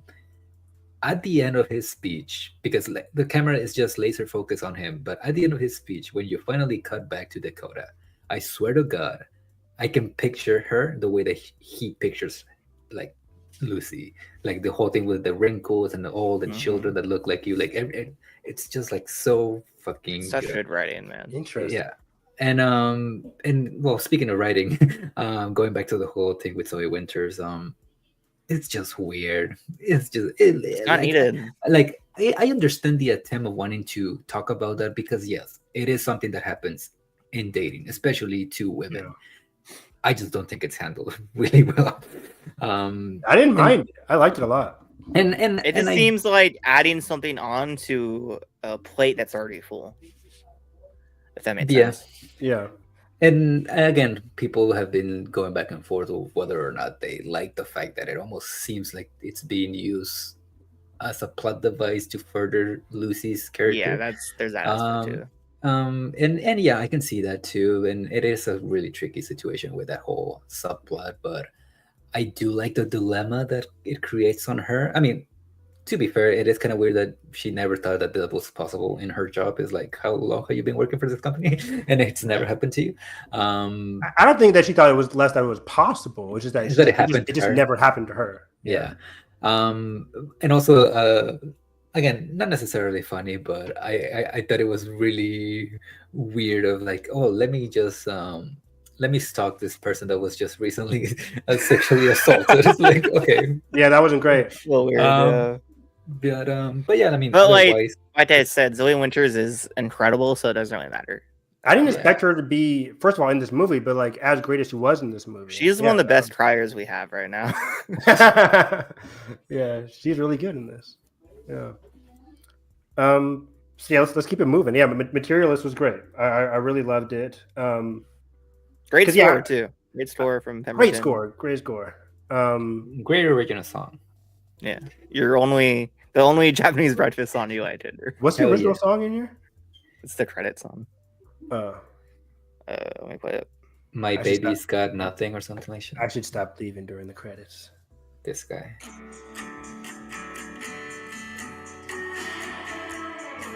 It's like right at the end. It plays. I remember this. I love Japanese breakfast. So what is the song again? For me? The band is called. The band is called. The artist is Japanese breakfast. Yeah. Artist Japanese breakfast. I do like breakfast. Do you like Japanese breakfast? Never had it. Sure.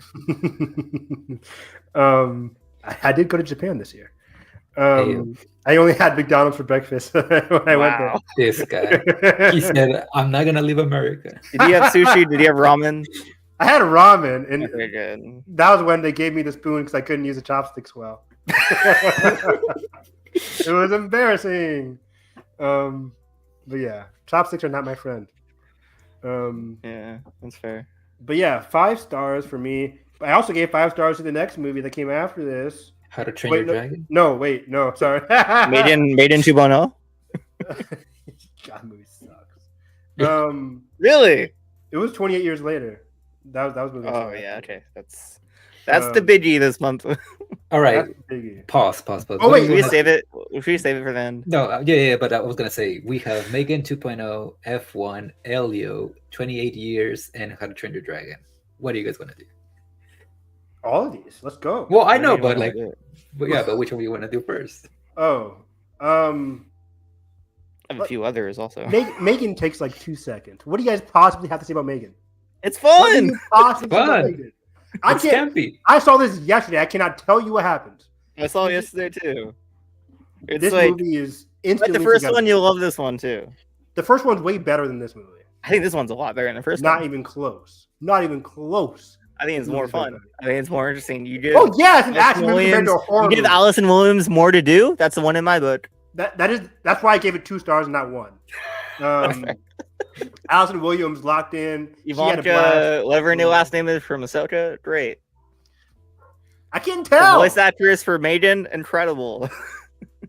That she was. I don't know her name, but she's great. Isn't it like Jenna Davis or something? Sure. Is it? Yeah, Gina Davis. Jenna Davis. Here's the interesting thing about this movie. It's not boring. It's the opposite of boring. This is the interesting thing about sequences, but not, Even Jason Blum will agree with this. With what I'm about to say. This movie does everything that you probably shouldn't do with a sequel, but I'm so glad that it does. It does. It works. It's an unbelievably stupid movie, but that's why it works. Yeah. It's just very throwback to like 80s campy 90s. That's an insult to like 80s 90s 20s B movie, and it rocks. It's okay. Evan, have you seen Gremlins 2? No, I haven't even seen Gremlins. Okay, so Gremlins 2 is basically almost. Well, it's not almost. My point from earlier, Evan. This guy. No, I haven't seen it either. Fuck off. Gremlins 2 is basically a parody of itself, and even though I don't think Megan 2.0 is it's a parody too. It kind of gets close to it. It's I would say. Yeah, I haven't seen T2 either, so I don't know what I'm saying. You haven't seen what? T2. No, that's ridiculous. That's insane. But yeah, this is trying to be T2. I'm the hero now. It works. Yeah, it has some. I can't say it's boring. You're right, but like it has some funny, some entertainment moments. But yeah, You- can we talk about probably the worst actor I've seen this year is in this movie? The villain. Christian. Y'all know who I'm talking about. Y'all know who I'm talking about. Christian. Horrible. Oh my god. It works though. Halfway through the movie, I'm like, oh wait, that's the twist. This guy's AI. He's bad and he's AI. No, he's a human. He's a human who's just bad actor. And the villain of evil be a bad actor. That's right, Evan. As soon as he appeared in this movie, I'm like, oh, so he's the villain. And then they want me to be like, oh, wait, what? He was evil all along. I'm like, this was a kindergartner going for. A kindergartner wrote this movie. Real camp. Like people will say, like, that movie's not camp. That movie's not camp.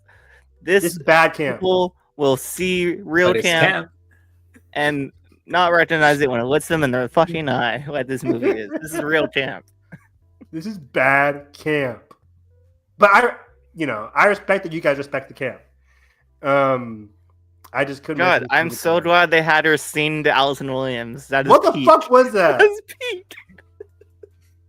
I couldn't lie. I was smiling. I was like, what am I watching? See, and it's even longer than the first singing scene in which the first is weird. movie. It kept going. Well, the whole movie is like way too long. She dropped. She's like, Allison, like, no, wait, nope, I'm still singing. I'm like, oh wow, she's still going. Again, going back to the whole parody thing. Yeah, when she did that with the Sia song. Yeah. The whole thing where she's like skydiving through the mountains. Come on, hilarious. It's hilarious. She's Tom Cruise of this universe. Yeah. It was funny because I'm like, what was the plan, Megan? It's so outlandish. We need you to be like 2 miles out and just skydive in here. Why? Because then the guy fucking like putting the wrong towel over his face. Yeah, that was wild. So good. The FBI just like breaking into people's homes. The FBI even being somehow surviving and impaled with a spear. Yeah. He's like, oh, his vitals are okay. Fuck off. Like that was wild. The FBI being like Team Rocket in this movie is crazy. Like not serious whatsoever.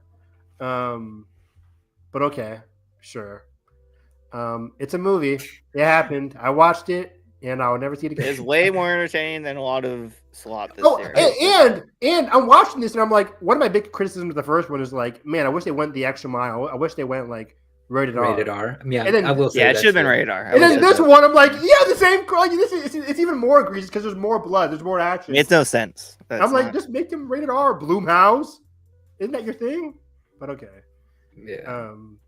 So yeah, this is the company that's doing Saw now, guys. Anyways, God, Blumhouse is fucked. Yeah, this year is like flop after flop after flop. Jeez. Happy Death Day 3 it's Blumhouse's savior though. Please, that franchise rocks. That's so good. So good. Edgar doesn't get it like we do, Evan. Oh, come on, that franchise rocks. It's so good. I watched Happy Death Day 2 1,000 times more than this. You have a physical copy of Happy Death Day? Yeah, baby. Oh my god. Hell yeah, baby. That's awesome. Okay, here's an idea. Yeah. Put Megan in those movies. Yeah. Oh yeah. Like you're thinking, Edgar. Edgar, don't give Jason ideas. I need the freaky crossover. Oh yes. I love how Jason Blum really thought he had his Superman with his character. What was his quote? Remember they dressed up as they did? No way. Yeah. Was that CinemaCon? No. I think it was Freddy, right? He was. No, he dressed up as Maiden too. At that premiere. Yeah. Interesting. Let me see if I find it. But anyway, I think the quote was like, "Oh, when Megan came out, like we thought we had like hit the jackpot, like we could do anything, like we this could was do like, yeah. But honestly, like that interview with him was so fun that Matt Bellamy did with him. Let me bring this up. Yeah, put it up.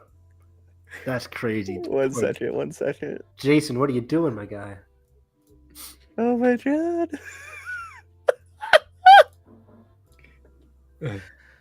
One second. I will say, if Black Phone and Five Nights at Freddy 2 doesn't hit, they are in trouble. Like for sure. Oh my god. It is real. Oh really? Yeah, I didn't notice that. Yeah, you didn't know. I thought he was the fifth one. Yeah. Wow, that's it's interesting. That's interesting. Wait, is that the first one or the second? The first one. Okay. Yeah. I will say, enjoy that. with that image. I will say, cool outfit that they gave her, like the robotic, like classic '60s robot. Yeah. Fit. At a fucking AI convention. And I mean, I know. This movie's politics with AI is all over the place. So all over the place. Oh shit! Yeah, I didn't know what it was trying to say. That was the funnier part for me. I'm just So I was waiting to see what actually happens. Let's just say both sides approach. Because the villain was like, the villain was supposed to be like, well, we can't really trust AIs, but the people who use it, I'm like, it was all over the place. I was, Yeah. Okay. Didn't have Jermaine Clement. Oh man, This movie rocks. Yeah, It's so that was fun. Oh fuck! What do you want to do now? F1 since it came out the same day. The opposite of a movie that rots. That's crazy talk. This movie. I was more entertained rocks. during Mayday. That's, I will say that. That's insane. Log off. You guys Okay, are fine. crazy. You guys If it are wasn't- crazy. I mean, at points during F1, I was locked the fuck in, but it was so far and few between. I couldn't disagree. This movie is entertaining as hell. This movie rocks. I had a blast. Damson Idris rocks. Kerry Condon, Brad Pitt. I had a blast with these guys. Brad Joseph Pitt Kosinski- phoning it the fuck in. I don't think he was. I think he was really I good in think this he was. movie. I think it was really sharp in this movie. It's not one of his bad performances. He's alright. But I thought he was really good in this movie. I thought the racing sequences were incredible. Joseph Kosinski's entire direction during this movie was phenomenal. Every racing sequence had me super locked in, immersive, visceral as hell. Damson Idris, so good. So good. James Bond, everyone.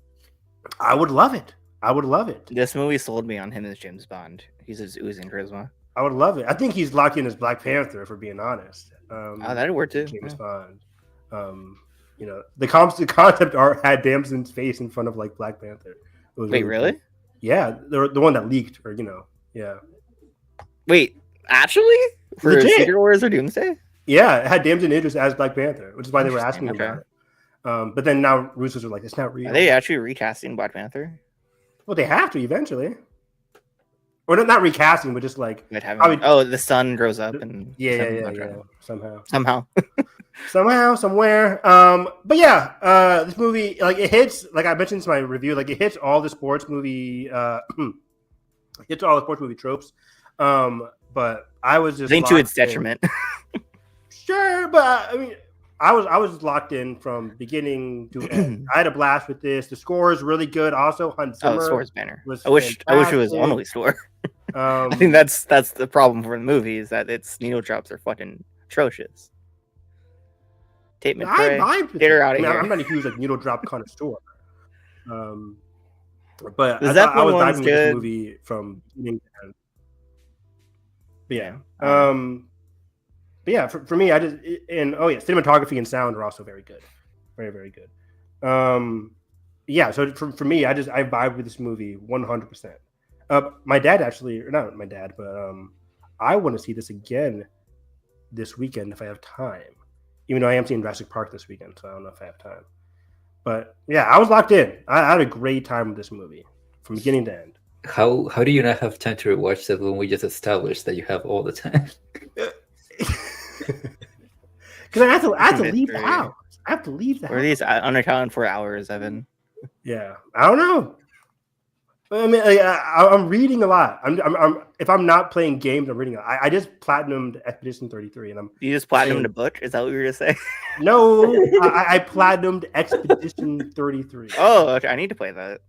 I ran through like 3 books this past week. But yeah, F1 rocks. I think the first racing sequence and the last one, and a few in between, are like mesmerizing. But then when you do a little montage, it loses its steam. I don't think the montages work that well in this movie. This wasn't Eddie Hamilton, right? It was though. Was it not? It doesn't seem like it wasn't the best. I remember seeing Eddie Hamilton in the credits. Stephen Marion or whatever. Guess I'm making that up. He did Ocean's 11, The Revenant, Birdman, and the first Hunger Games. This was an off one for him. I think the story is very bare bones, very generic. Which I understand that's what it's going for, but you still could have had a little more meat in there. Damson Idris, like we said, I think he's the best part of this movie as far as acting goes. Javier Bardem, hey, he's all right. I thought he was good. Yeah, he's Javier. He was having fun. You could tell he was having fun. Terry Condon, great. Brad Pitt donated in. I don't think he was phoning it in. I thought he was really good in this.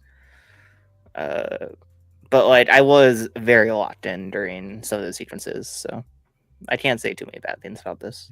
Yeah. I'm more leaning towards Josh than Evan. How are you? But here's the thing. Do I think all of the racing sequences are mesmerizing? Yes. They're way too similar to one another to the point that I just get bored of them, especially the stuff in the middle. And then that not only goes to the racing scenes, but also to the actual stuff that happens in between them, like the whole rivalry. I buy it, kinda, almost barely, but again, too repetitive. And then like we get like very repetitive like character beats, like the whole crash. Like God, the rivalry between like the teammates at first, I was like, this is so forced. It's so forced. How is it forced? Somebody's coming in. Like, I think I bought into the rivalry. Kid was hating Brad Pitt, and he never even talked to him before. because he didn't have to talk to him before. There was no interaction between them, and then it was established. Oh, we have this huge rivalry. Yeah, because this guy's coming in threatening his position. The company is failing. I don't buy it. The company is failing. And I bought it eventually. But at first, I was like, what are we doing here? Here's the thing about that rivalry that doesn't work for me fully. Because Joseph Krasinski has talked about it in interviews, and I don't think it fully materializes it in the movie of when you're racing in Formula One, and the only other person that can race just as good as you is your teammate because you are driving the exact same car. Everybody else is driving a completely different beast. I think that makes sense. And again, it makes sense, but I don't really. It's not shown as well in the movie. Yeah. But you don't feel what part? The fact that they're trying to again, like it is in the movie, but I just don't fully buy it. Like the whole thing about like they're driving the same car, they're the only ones in that racing track. Yeah, they're the only ones who have the same like kit or same setup. Yeah, who can like each other. Yeah, and that's why like the rivalry like kind of like emerges not only in the movie but like also in Formula One with every single team. Yes. Sorry. But again, like it just doesn't like fully work for me. Like because again, like feels like the movie barely touches on it. Yeah. And then again, going back to the whole thing between JP and Sonny, when the crashes eventually happen, both of them, which again I think it should have just been one. Yeah. Eventually when JP comes back to the team, he just starts acting like an asshole again, and that for no reason. And I get the no reason. The crowd's loving Brad Pitt and not him. Yeah, but like it's his fault that he trashed, even though exactly like, it was in his head. Exactly. That, I don't think it's he's upset at himself, and he's lashing out against Pitt because he's upset at himself. But that's not shown like that though. That's not how it's fully portrayed. That's not how it is. Yes, it is. Because then he has a conversation with his mom where he tells her the truth. Yeah, but like later at the third act. But it follows it. It progressed. Evan, that scene only happens after he does the simulation. Almost as if he's realizing that it was his fault when it should have just been from the beginning. Like, yeah, it was your fault. No, he's because he's fighting it. He's like this again. He's fighting against like what he thought. He thought he did the right thing. He's upset that he was gone, and this guy's doing so well. He's like, it's not shown well then. I think it is. I think it is because he's replaying it again and again and again and again. It's like eventually, eventually, because he's coming to terms with like I'm not getting better, and this guy is. His rules are helping me, even though I refuse to follow them. So I don't know. I bought it. I bought his arc. I understand his anger. Especially again, as he says, like as a driver of color going up here, and this old white guy is coming up doing better than him. And like you said, they are driving the same car. I think that's what angers him. They're driving the same car, but why is this guy so much better? But like, it's kind of just repetitive because that's what we had in the first act. Then they like become buddies, and then this happens again for no reason. it happened again because he failed. The minute he went down on his own, he failed. And why did he fail? What separates him from Pitt? And then we see him questioning that when he's watching Pitt with the other people. It's like that's when he finally starts locking in like the whole team element. I think another thing that makes Brad Pitt's character just very paper thin is that he's the hero archetype that comes in and he just knows everything, even which he shouldn't. And they do establish early on that he's still kind of rusty because he doesn't know the technology, but like he learns it really quickly. And he picks it up like instantly. In an instant. He was in F1. He was in F1 though. No, not for like decades though. Yeah, I'm saying like the technology, like the racing, like because it has evolved. It's the last time that he was there. So like again, like he just like comes in and starts telling everybody how to do their job, and I feel like he's a Mary Sue. He is a Mary Sue basically. And I feel like if there was more of a back and forth of like him also learning from others, from like JP or Kerry Condon's character, I feel like maybe his performance would have been more believable. Yeah, it would have been more believable. And it just doesn't come that way because again, it just comes as, oh, I know everything, so I'm the best at everything. There's not no nuance. That's not compelling. Yeah, I still think so. There were still demons he was fighting. There's still stuff that haunted him. Not for Brad Pitt. So he was fine the whole time. He wasn't dealing with anything the whole time. No, he was. But his performance doesn't really show it as much as I think it could have. Like Babylon. You watch Babylon, that man's going through some shit, and his performance it's all over his performance. Yeah, I will say one of the most unintentionally funny moments in the movie is when he eventually crashes and Javier Bardem like visit him at the hospital. He was like, if you would have told me about your spinal cord or whatever, like I would have never let you race again. Dude, you were there. He was like it was a public knowledge. Yeah, not only that, but like he was like twisted as a pretzel. What did you think was gonna happen to him? Maybe like that was 20 years ago. He didn't look at the hospital report. But yeah, that is weird. He invited him in without doing a physical, but okay. But we see footage of that accident, so everyone knows. Yeah, well, maybe they know he was like super injured, but they didn't know like the severity, like you shouldn't race again, kind of thing. Yeah, but yeah, Hans Zimmer, my goat, great score. Yeah. What's next? What do you guys want to go to? What is next? I'll talk about another great score in a mid movie. How to Train Your Dragon? Sure. Yeah. I was like, wait, what? Well, it's not a mid movie. It's just like it's the same movie. It's the same movie. Yeah, good. Like I told you guys last time, like my review is just like I don't know the depth that homeboy. What's the director's name? Dean Don. I don't know what extra parts he says he added. There's nothing. I need to rewatch it still, but I can't say there's nothing. People. I have some friends online who's like. I guess the third act is a little different, a little more larger in scale. I think. Possibly, but there are certain instances. I think conversations that people said happened. I'm just like, I haven't watched the animated one in like 5 years, but like there is. There's a conversation of like, is it really needed when the first one's 90 minutes and it's a masterpiece? I think. Well, yeah. If the director says I wanted to add more to a relationship, I'm sure it's needed. If it's the director, I don't know more than him.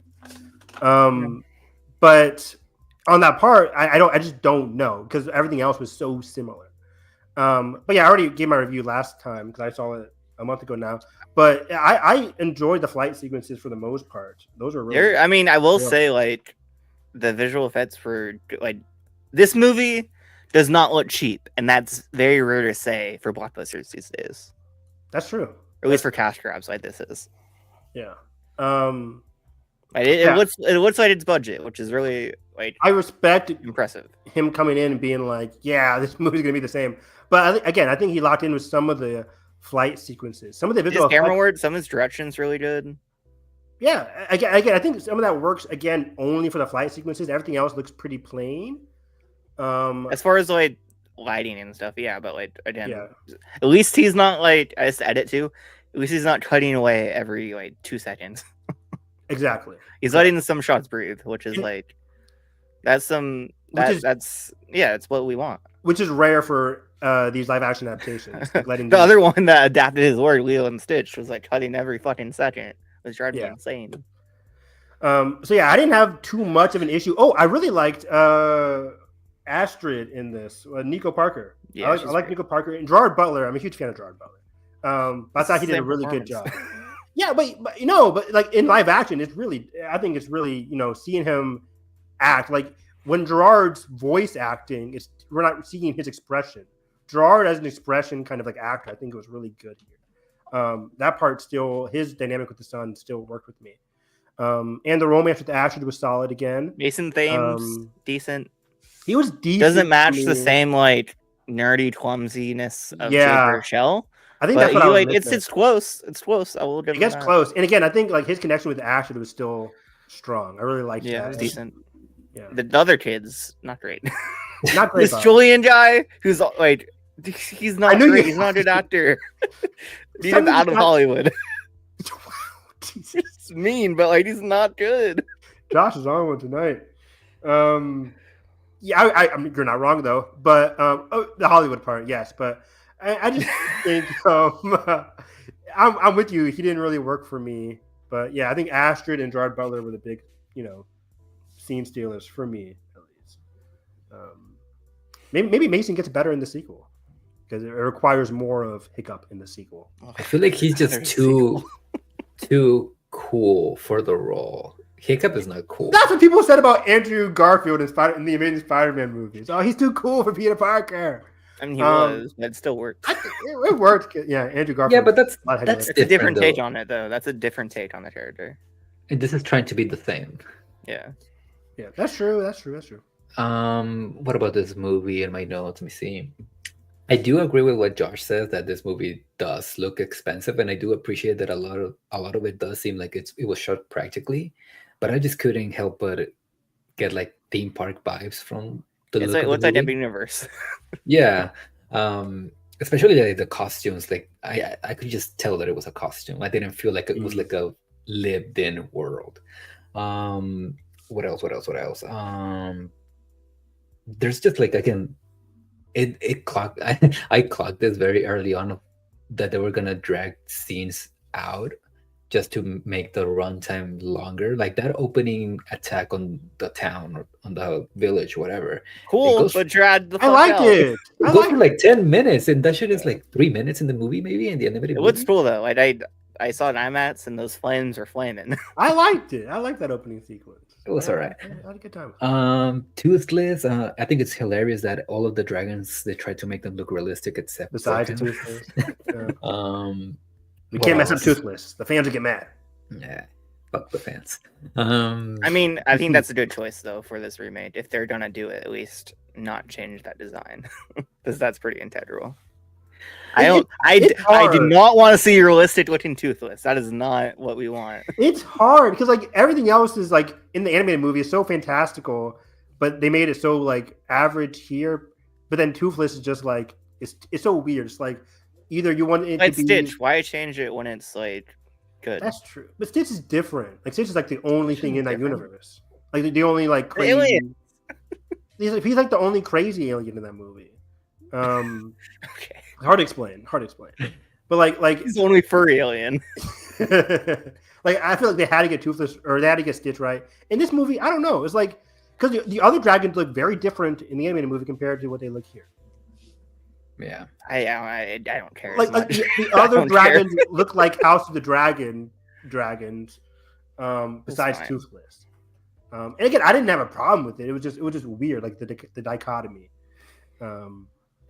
But that being said, yeah, it worked. Game of Thrones and House of the Dragon still has the best dragon flying scenes. Oh yeah. Oh yes. On screen. Oh yes. In live action, yeah. Yeah. What else do I have? What's here? anime?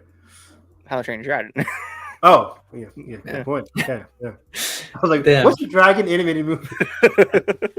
But yeah, I didn't have a like. This movie is just so hard to rate. It's just like I've seen it before. It's just a little bit less. It's not a bad story. That's the thing. It's there's no way this was going to be bad if it's 1 for 1. Right? I can't super criticize the story. I can just criticize. But like, it's just so creatively bankrupt as an idea to do this. I think so. I just do not like the idea of remakes these days. Yeah.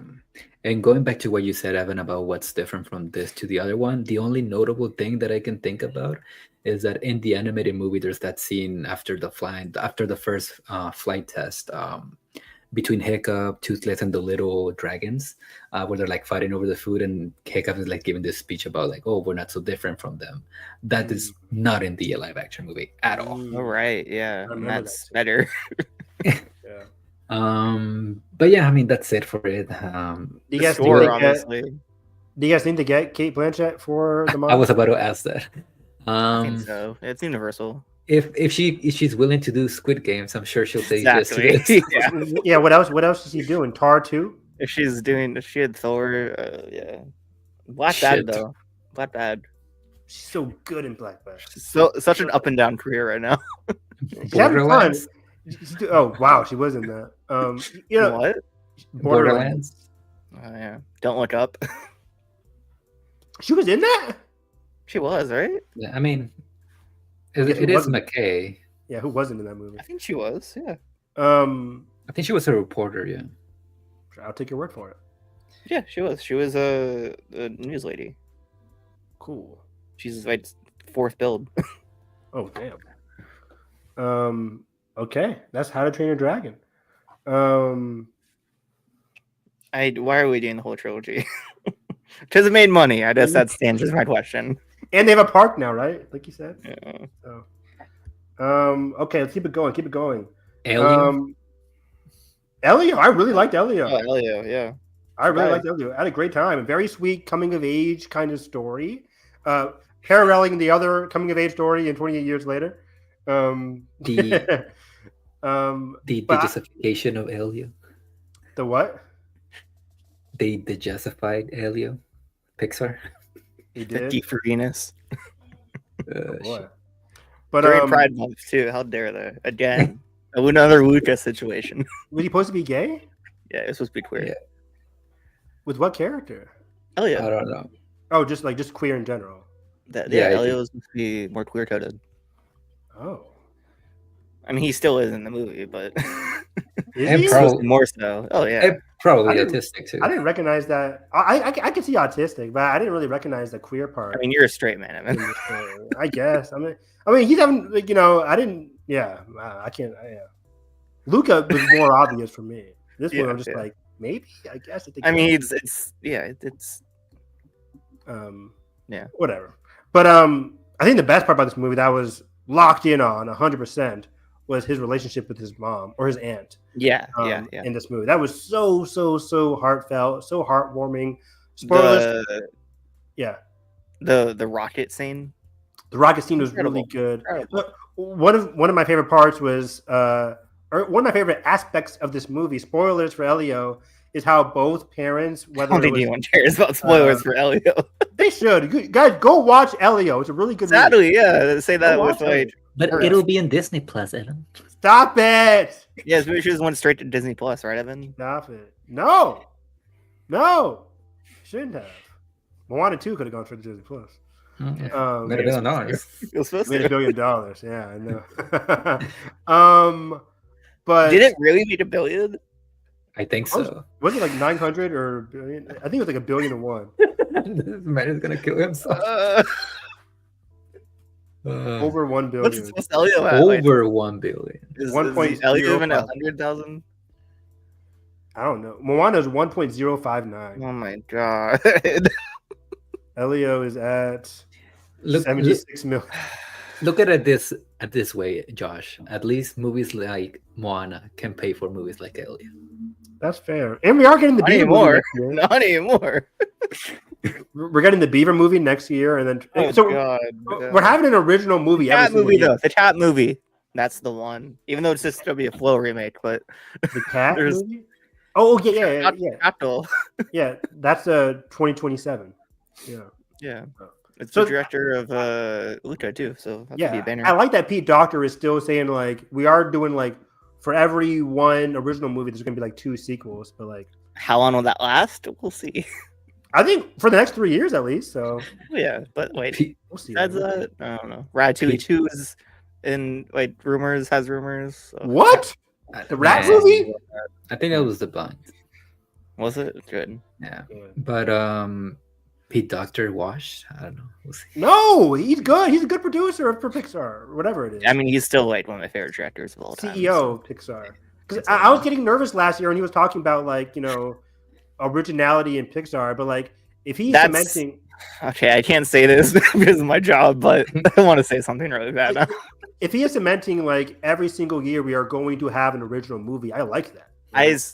I will say that statement was very forceful. Very much a gun to his head when he said that. Okay. But yeah, I like that we're having original movies from him. He still is like not letting that go. And the recent Cat movie announcement really supports that. Like he's like saying, yeah, we're having Incredibles 3 and that was announced at Annecy, right? The Cat thing? Yeah. That was Annecy.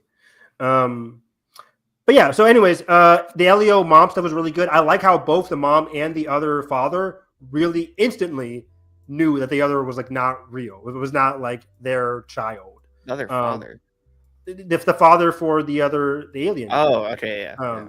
He instantly was like, "This is not my son," and then she was like, "This is not Elio." And I really liked that a lot. Actually, I would have liked to have an extra scene, maybe it's a deleted scene of her like figuring it out more. The stuff on the walls. Yeah, the stuff on the wall, sure. Yeah. And she like gave him some side glances, but like, Did you like the Thing references? The Thing references? Well, you keep saying this. When was as this? in? Come on, like the little hair going back into his body and shit like that. That is true. Oh, okay, yeah. Thing coded. That's right. Thing is like the best horror movie of all time. I love the Thing. Peak. You've seen it, right, Josh? Yes, I've seen it. Okay. Let's check. Have you seen the remake? Yeah. I have not seen the remake. Is it Verbinski? Is that? No, I think so. That's a Rain. That's a Rain. Yeah. The remake is with Mary Elizabeth Winstead, right? Yeah. Really? Isn't it a prequel? I think so. Yeah, it's about the Norwegian crew. Yeah.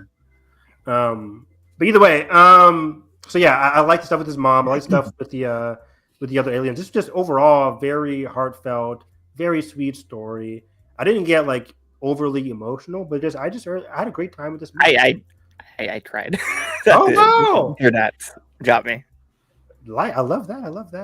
I did similar to Materialists, where like I think it's like kind of all over the place for the first 2 acts. Then the third act really locks in. I like the first act. I think the middle does a lot. There's a lot going on in the middle. But yeah, I am. The kid though, the alien kid, that's a fun angle. I think all the designs are really interesting. World building is really creative. I thought the alien kid was gonna be more annoying, but he was really sweet. He was really cool. It was great. Yeah. Very innocent kind of creature. So yeah, I had a great time. Fun movie. Very, very fun animated movie. A lot more depth than I was expecting. For real, again, like I hope more people can go see this movie and talk about it, because I think the depth is like the struggles, like the complex parentage. Like as an adult, like watching these Pixar movies as an adult now, it's like I really felt for the mom in this movie. We made a great double feature with Maiden 2.0. No, same thing. Stop it. An aunt stepping up as a stepmom. Same thing. That was the same storyline from the first movie. God, and they're doing it again with more songs. That's the last song. Side note. I love how Megan 2.0 just like brushes over the fact that she went to jail for like a few months. She did? Yeah. Oh boy. I forgot about that. But yeah, like the complex struggle with parentage, what Elio's going through, seeking solace in his imagination, how he deals with that, how he deals with grief, the fun he had, the struggle with like the lies that he was telling. Like I was really locked into his arc in this movie. It was very entertaining, and I had a lot of fun with that one sequence where him and his mom are trying to get back to the alien world with all the asteroids. I thought that was very funny. Yeah, that's so good. That was so much fun. Or like everybody's coming together, like that camaraderie angle was really sweet. So yeah, that was Elio. What else do we have? What else do we have? Anything else before the big one? I saw this, and I saw that Edgar saw it too. This Amazon Prime movie called G20. Oh, yeah. I was like, no way, Edgar saw Davis this. as president? Yeah, I went on Letterboxd. Like, Edgar saw this too. Wow. Of course, Edgar saw it. Come on, Evan. You know this, man. I know. This movie is fucking hilarious. It is the wildest plot ever. It's like these companies, these nations are fighting over crypto and Bitcoin.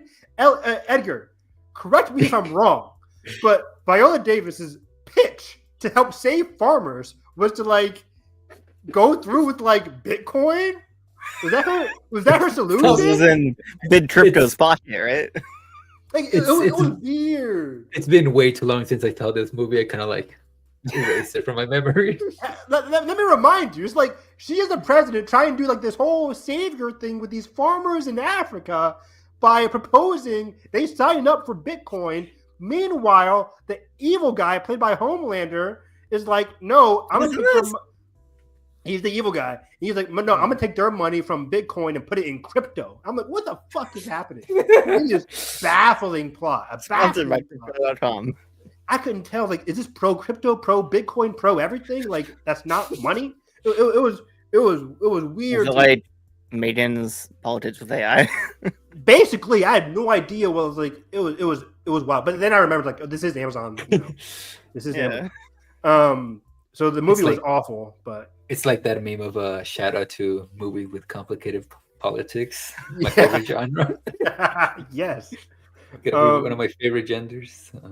It was just so bare bones. Like, you know, you watch the trailer, you get what you got. It's a 1-2-star movie. It's baffling. I know it's gonna be awful, but I'm so excited to watch it. That movie with John Cena playing the president and Idris Elba being the prime minister. I am locked in. I'm watching that this weekend. Heads of State. Heads of State. Oh, yeah. That looks so much fun. I'll watch it. It's gonna be bad, but it's gonna be bad, but it looks fun. It looks entertaining. I've started to know a lot of these because I did a lot of like screening invites through my school, and these cheap movies always come up. I'm like, I'm never going to them, but at least I know what they are now. Go to them. But yeah, I need to watch that in the Old Guard 2 this weekend. Charlize, what are you doing? Besides 20-year-olds. I never saw the first one. Jesus. I didn't mind the Old Guard. I know people like the first one a lot. The first one is pretty fun. I liked it. Tell me what happens in it, Evan. Is it a new director? No. I can't tell you. It's Vittorio Mahoney. I know that. Who did first Old Guard, Rise of Skywalker. Oh, you're right. Yeah, Old Guard. They live a long time. Are you reading this from Wikipedia? No. What year was that? They fight demons, I think. 20. I don't know. Was that 2021? It was COVID. It was a COVID movie. It was Netflix though, right? Yeah. This was definitely like when I was staying at home for COVID. So I think it was 2021. A lot of people liked it, the first one. So yeah, it's 2020. What did I give this movie? I didn't rate it. Wow. Whatever. I did see it. I think that was like my pre-Letterboxd days. But no, actually, I was using Letterboxd in 2020. Edgar gave it 2.5 stars. Yeah, it was all right. Whatever. I think I would, in retrospect, I would give it like 3.5. I had fun with it. Oh, okay. But no, actually, the villain was awful. I might give it 3. But I had fun with it. I might get 4s in this. Yeah, he's not the best. But, you know, I might go 3.5. I don't know, but I had fun watching it. There was a good gay couple in this. They didn't die, and that was cool. The action was solid. We went woke, yeah. The action was solid. Like, I think the worst part about Old Guard 2 is that it took too long. I lost all my investment. Uma Thurman is in the second one. Uma Thurman's in this? Yeah, don't you remember the poster where she's holding the sword like Kill Bill? You showed me that. Yes. Death Stranding 2 is He looks like it's like the Kill Bill pose. That was really weird. But yeah, that was Elio. That was G20. What else before we get into the 28 franchise? It was this one. Yeah, I watched David Cronenberg's newest movie, The Shrouds. I love that movie. Chill. You didn't believe me? You didn't believe me? Come on. Chill. I haven't seen a lot of David Cronenberg's movies. I'm working on that. I have seen The Fly. I have seen Crimes of the Future, which was his newest before this, which I really enjoyed. I liked how he uses body horror to explore a lot of different themes, and that's present here too. It's a very interesting meditation on grief and on trying to how it consumes your thoughts and your work and your ideas. It's also a commentary on modern day tech and humanity and how they coexist and how they don't. It's a very talky movie, but I love that shit. The dialogue's really interesting. Who's in it? Yeah, Vincent Cassel. I like him. He's the lead. Diane Kruger. Guy Pearce is great in this. Am I thinking of the same person? Vincent Cassel. He was in Oceans 12 and 13. He's in Black Swan. I need to see Oceans 12 again, see if I like it. I do not. This is my least favorite of the three. Yeah, I don't remember liking it that much. Yeah, Vincent Cassel, he's really good and stuff. Yeah, he's the guy in Black Swan. The guy. You know what I'm saying? Yeah, of course. You know what I'm saying? Yeah. So is this a horror movie? What's the genre? No, it's very much heavy drama, heavy talky. It's just a lot of people talking, but I think I've really grown to love a lot of those movies. I think, especially if it's a good writer doing them, it could really be fascinating in how they explore their dialogue. Okay, it's a cool movie. Has a lot of stuff to say, and I think it's one of the most interesting explorations of technology that we've done recently. I don't know if I'd recommend it to you guys. I don't know if it's your type of thing, but maybe give it a shot. Probably not, but I respect it. Guy Pearce playing another little freak, and that's awesome. That's really cool. Did anybody else see K-pop Demon Hunters? No. I was making really? fun of Alden because you watched that, but not Babylon or Avatar. K-pop Demon Hunters is better than Babylon. Okay, buddy. I'm kidding. I think I liked Babylon. I think it was good. You think? After I've never you see it again next week in 70mm, baby. Of course you are. So is Edgar. Is he putting a gun to your head, Edgar? What? No, he's not. Edgar's a Babylon sicko. Okay. It's my number one of that year. Is this part of your litmus test list as well, Babylon? It is. Of course. It's a prime example. Alongside Megan 2.0. Exactly. Fuck you. Take that out of the litmus test. You know what? That's not what. Do you know what this is, Evan? Do you know what's what concept this is? I don't think you guys know what it means. Yes, we do. Sicko, people who like. That's not it. No, it's movies that we think if you like them, you get it. If you like them, you get it. It's a litmus for your personality is a moviegoer. So the personality. But Frozen 2, I think, is one of the best animated movies that Disney's made recently. Wow, and that's on there. Okay, that's the ending of 28 years later is in there. Yeah, that makes sense. The ending of 28 years later. I don't know why people were upset by it. I was still confused. We'll get to it. We'll get to it. This is a thing. People are. It's a scene. Anyways, it's the TikTokers. Of course. Were we talking about K-pop demon or something? This movie's really, really good. It's really good. And what's it called? K-pop Demon Hunters. They're a K-pop okay, band. I don't. I should know that. I apologize. They're a K-pop band who fight and hunt demons. Are they an actual band? Is it like Blackpink or No, something? but they're selling on like the top 100 charts and in certain charts and Wow. shit. If I pay attention to that shit, but the chemistry between the gang is really sweet, really good. Voice acting is great. This is some of the most unique animation you've seen all year. This is Sony I've animation. seen the GIFs. I've seen the GIFs. The GIFs are really, I mean, GIFs. The scenes are really good. Sony animation is just locking in on It's creating funny? Okay. unique animation style with Puss in Boots, Spider-Verse movies. Puss in Boots wasn't Sony. Oh, DreamWorks. Sorry. But like they're really locking in with Mitchell's vs. Machines. That's one. There, thank you. But I just like their commitment to like letting the directors cook in whatever animation style fits the movie, and I think this one fits the movie 100%. Again, I like the whole chemistry between the team. The plot is pretty generic and predictable, and my big negative, like there's a certain scene at the end of this movie that I just don't or there's a certain choice. There's a certain choice at the end of this movie that I just don't really like. They pull a I don't want to spoil it. But not a lot of people have this issue, but like as an enemies to lovers fan, there is an enemies to lovers subplot in this, and I'm just like, thank you so much. This is really, really, really good. I really liked it for like 90% of it.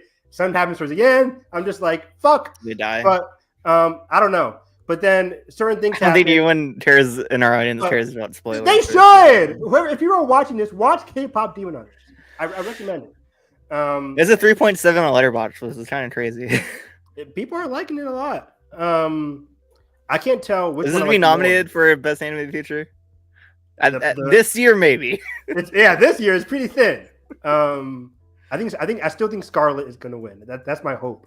In that movie. What else is there? Zootopia 2? I don't know. Zootopia is like, talk about fantastic Disney movies. Zootopia, fucking 5 out of 5. Propaganda. That is. Oh my god. Propaganda. Hey, that's Josh. That's Josh. They're detectives. Anyways. Yeah, Mindhunters? Disney. Yes. David Fincher's Zootopia 3? Okay. Okay. Honestly, in this climate, it's I wouldn't be surprised. Fucking Fincher. David Fincher's live action Zootopia. Oh my god. That would give me Cursed. nightmares. That'd be cursed. That would be giving nightmares.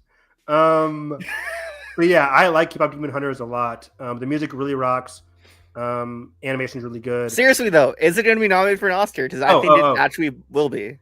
Let me go what on the else list. is there besides Elio? No, Zootopia. Elio possibly. is getting nominated. At this point, maybe. Yeah. I think Elio. Wait, Zootopia that's it. 2, Elio, Zootopia, Scarlet. The I Smurfs. guess.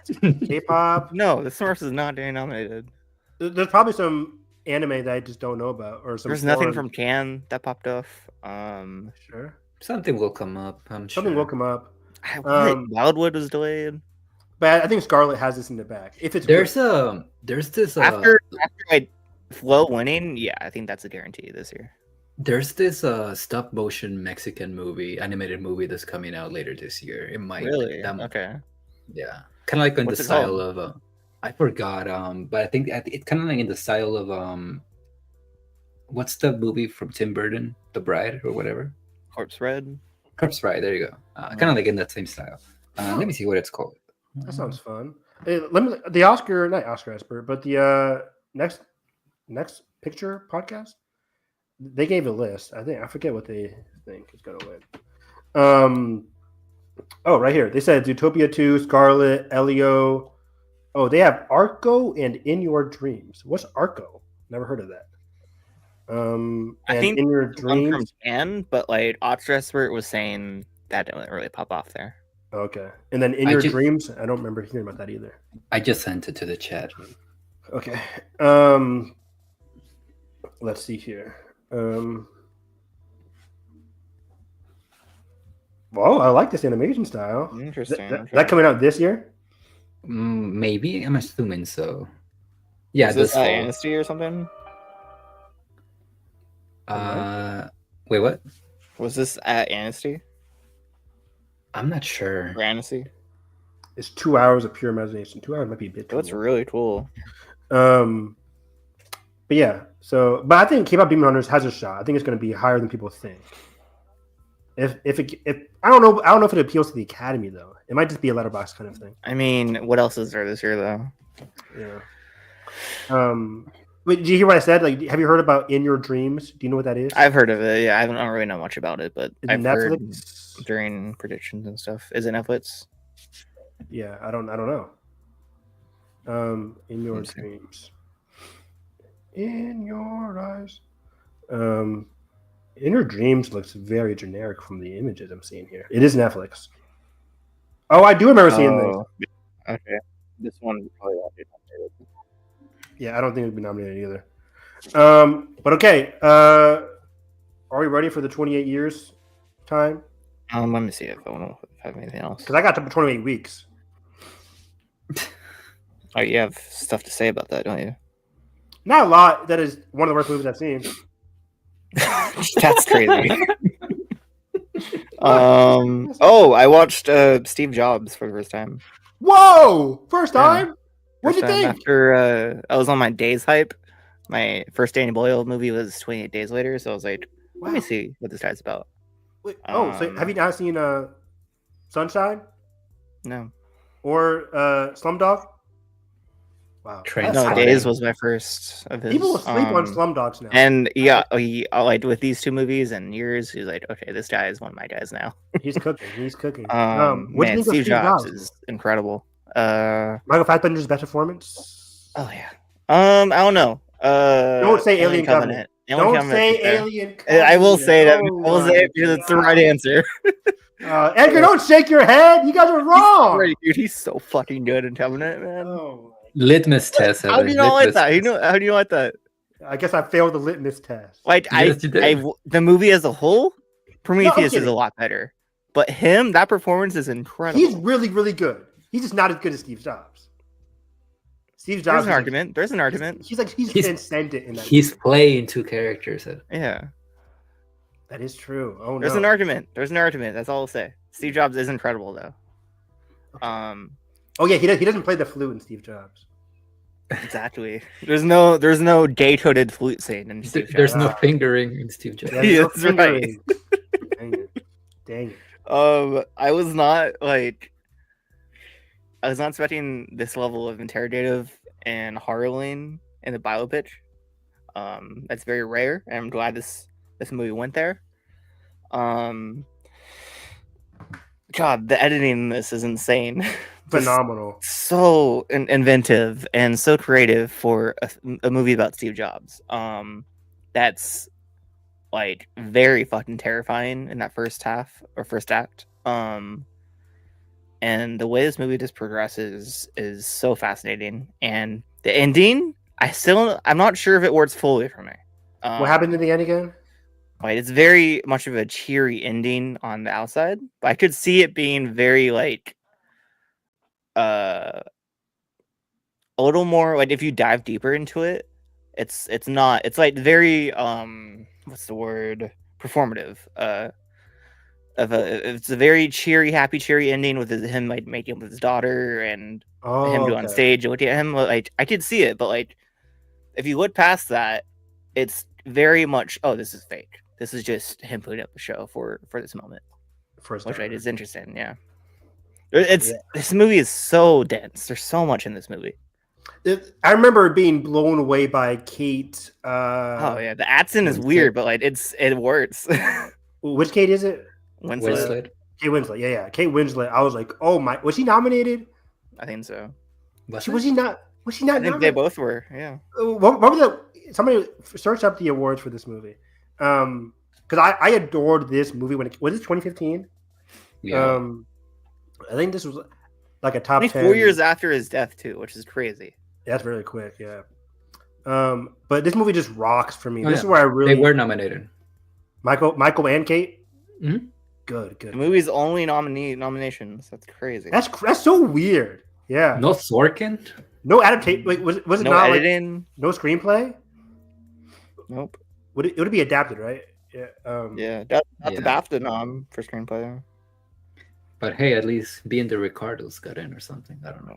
2015 was a sack year. I do remember that. Spotlight. That was the Birdman spotlight. No, Revenant. that was 2016. Was that Yeah, 2015? that was the Mad 2015. Max year. 2014 was Birdman, an imitation Oh. game. Yeah, 2015 was. Or I was do love that Spotlight. imitation game, or was it Theory of Everything? Imitation Game was 2014. Theory of Everything was 2015. Eddie Redmayne winning over, which was weird. Yeah, you're right. But yeah, I adored Steve Jobs. I need to revisit it. I haven't seen it in I think since 2015. I'm so glad I finally watched it. It's great. I'll be right back. Yeah, go ahead. But yeah, I really adored Steve Jobs. That was a really, really great movie. And Seth Rogen's really good in this too, right? Yeah, he's really good. He's so good, and I love this movie so much that I got this days after. Oh wow, nice. So great. Really good. What else? What else? Good old That's boy. it for me. Besides yours, Okay. Anything else? I'm good. Real quick, I think that's it for me. Oh, I did see the original I Know What You Did Last Summer. It was okay. Oh, I need It to was watch fine. that. I need to watch that. It was pretty entertaining. Let me see. That iconic scene where she's yelling at the sky. In that one? Yeah. Maybe I'm blanking. Oh, I did watch Pavements, which is very niche. I won't get into it much, but Oh, Edgar, I know what you're talking about. Sorry. as Joe Terry's best performance yet. So that's all I'll say. But yeah, I Know You Did Last Summer was really fun. Me and Nathan going into it, we're like, we don't know if this is like a supernatural kind of movie or not, but it actually kind of wasn't. But it was fun. Oh, yeah. Me and Edgar did 2 rewatches that are fun. Hateful Eight on 70mm. Then it broke halfway through. Oh no. But great movie, really Did you watch fun the movie. second half or At home. And Portrait of a Lady on Fire in the theater again. Man, that shit. That's peak. That's peak for sure. That's incredible. One of my favorites of the 21st century. I don't remember loving Hateful Eight that much. I remember liking it a lot. It's very vibes. It's a vibes movie for sure. I think I like it more. Test. Okay. Oh wow, a lot of litmus tests. I think I like it more than Once Upon a Time. It's my favorite. It's Well, my that and favorite Once Upon a too. Time are my 2 favorites. Wow, really? Yeah. Interesting. I love hangout movies, Evan. That's my shit. That's your shit. I respect it. I think I'm still a Django Reservoir Dogs fan. Ah, nice. And Inglourious Bastards and Kill Bill. It's kind of hard. But yeah, 28 days later. Let's go over the trilogy real quick. I think 28 everybody days saw these movies later. for the first time, right? Yeah, that was me. I finally saw it for the first time. Really great movie. Some unique. I think unique is underselling it. The direction in this movie. It's like some of the most experimental, weird, but totally fitting, horrific direction. What they do with the camera, the using the DVC, the digital video camera, it works so well for me. That one scene, you guys know what I'm talking about, where the guy's like talking, and he's like at the corner, his face is at the corner of the screen, and then there's like this painting as well, like the paint, like when they're driving, it's like a watercolor painting that transitions to them driving. You guys remember that? I know what you're talking about. Yeah. Flowers. Like with the flowers. Yeah. It's one of the most like, whoa, what the hell kind of shot is this? But I really loved it. The way Rain looks in this movie is crazy. Awesome. Some 10 out of 10 Rain. Yeah. I love me some good Rain in movies. Then the ending, that's actually shot in film. Incredible. Yeah. I did not expect just how horrific and crazy. Well, yeah, this is a horror movie, but it's like the whole build up and like crazy amount of tension in that third act. Very dreadful. Yeah. Yeah, it's a good word for it. Very dreadful third act. Very dark. And the arc that Killian, whatever, goes on here is just really well done for like a short movie like this. Brendan Gleeson is so good in this movie for the time that he's in it. Dude, the road trip part is fucking beautiful. Then this like goes down dark path right after. Yeah. Oh, that eye shot where the blood drips into his eye. So cool. So Pete. cool. And yeah, like a lot of good performances. And I did not know fucking who's the black woman in this? Naomi Harris. I did not know she was in this movie, and she stole the movie for me. She was Christopher excellent. Eccleston, great. Yeah. Oh my god. Yeah, I did not. Because I just knew this. Like, oh, just Cillian Murphy in this movie. Cool. But like the supporting cast members were really strong. Yeah, the only thing I'd seen was just him walking through London. I didn't know anything else about this. Same here. I'm in the same boat. I was just locked in. This was a phenomenal movie. Yeah, it's wonderful. Yeah, this movie is really, really good. Then for you, the opposite, wonderful. Let's talk about your favorite movie. This 28 Weeks Later gave me a headache. And I hate when movies give me a headache. The direction is disgusting. Yeah, the shaky cam is fucking atrocious. Atrocious. Garbage. Bad. Disgusting. Trash. Worse than Hunger Games, the first Hunger Games, which is a feat to itself. Wow, the first Hunger Games is not that bad in terms of direction. The shaky cam, fucking bad in that movie. It worked for me. But this movie, the scene where they shovel everybody into the bottom of the hospital, one of the worst scenes I've ever seen in film. It's incomprehensible. It's stupid. The kids are stupid. That's the point. That's the point. Boy, oh, I wrote this movie so kids can be stupid and people to get angry at the kids. Yeah. Really? Yeah. No. Then kids suck. These kids were so. You're a teacher. You know that, Evan. I do know that. I mean, let's be real for a second, Evan. Would your kids be more like? They would not do this. No. Here's my thing. Would they be more like the kid in 28 years or 28 weeks? Oh, so complete opposites. Dumb as shit than a smart kid on screen ever.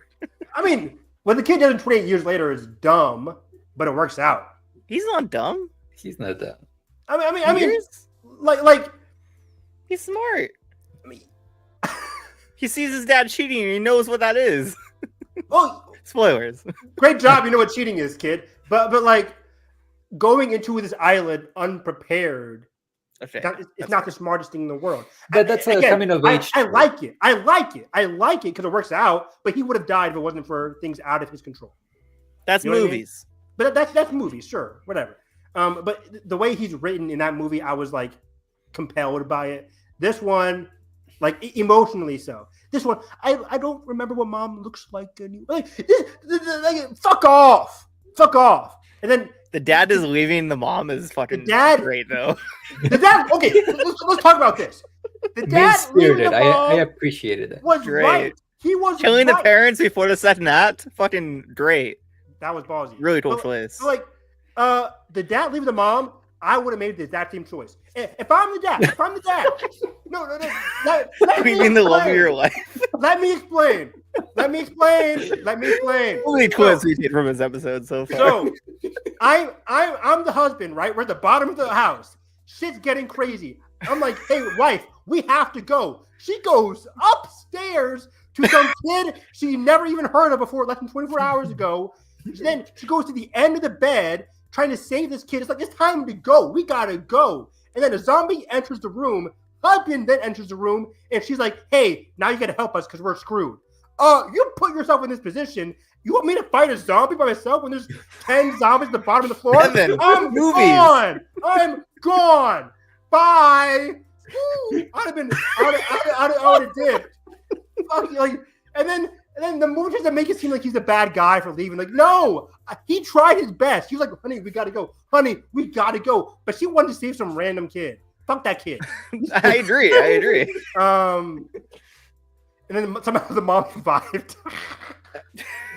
The mom survives somehow. That's weird. The dad is like, okay, cool. His mom like has that fucking gene. Oh yeah, sure. This is random gene.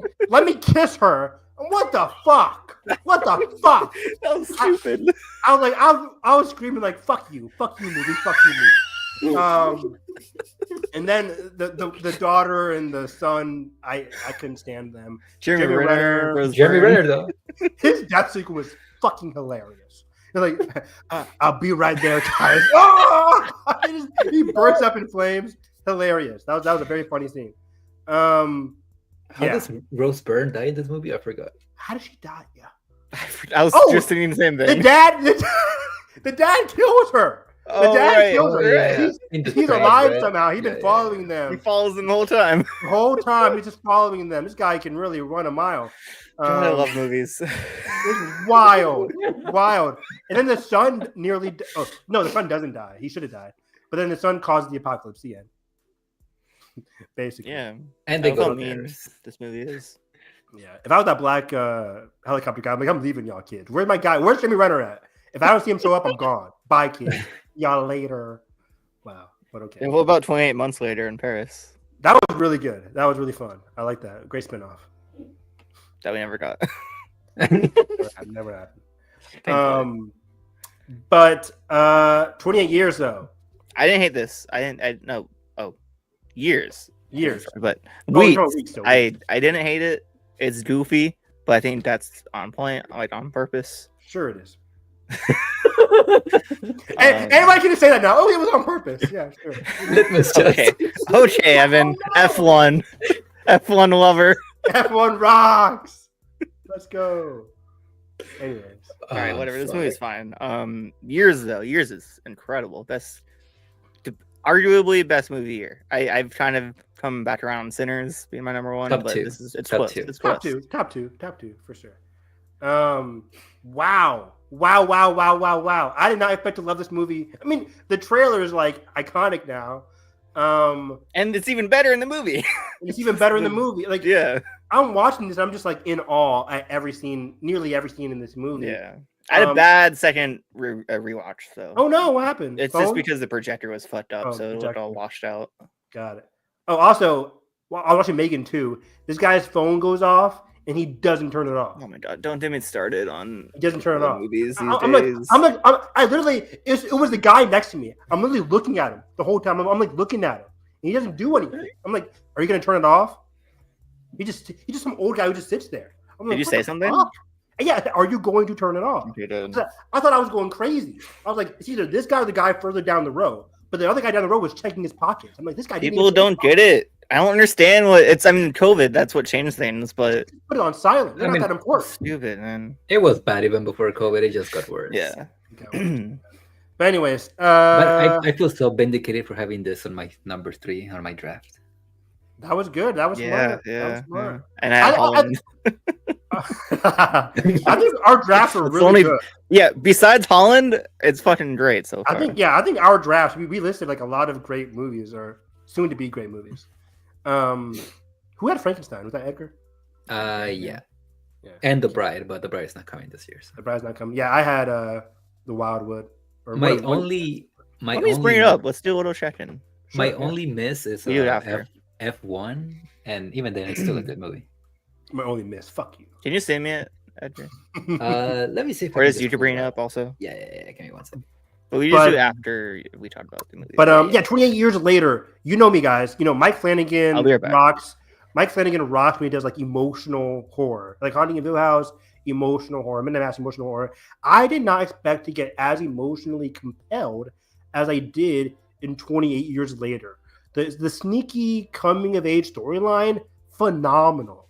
His connection with his mom, the way it transpires with his not out of left field. How do I describe it? Like, it's too soon for him in terms of like him going out in the open at 12 years old with his father. He's like kind of like pushing this coming of age storyline. It's kind of funny. Like in essence, he's like Aaron Taylor Johnson's like pushing this like growth journey on the kid, and he comes back to the consequences of the decisions that our parents makes. Yeah.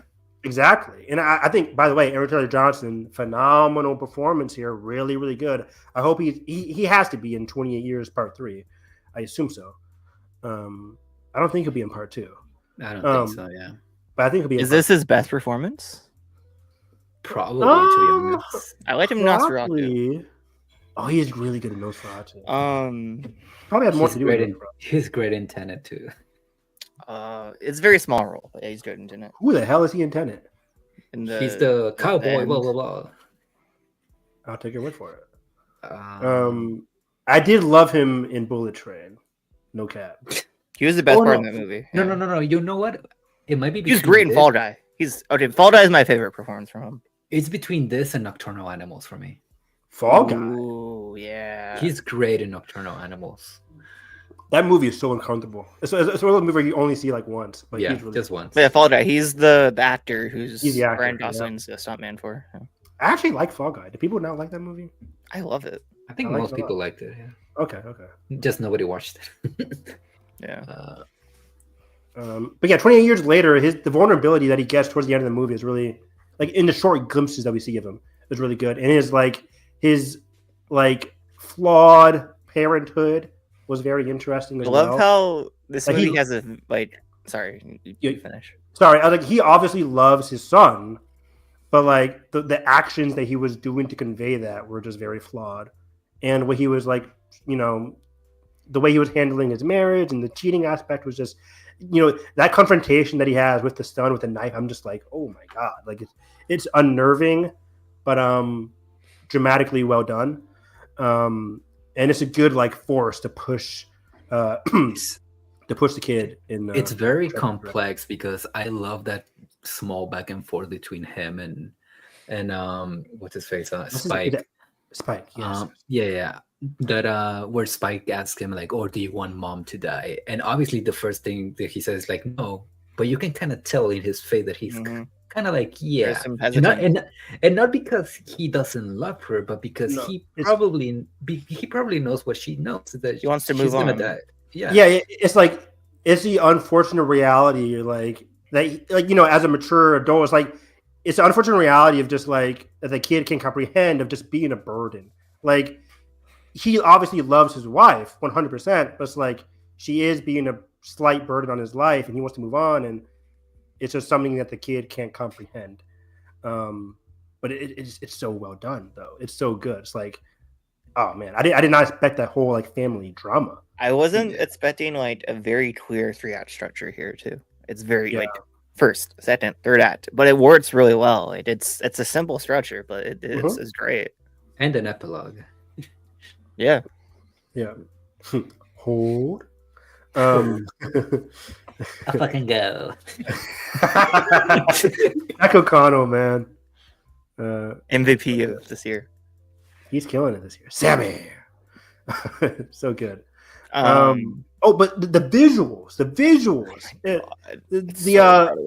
what's it called? Cool. The running sequence, the bridge.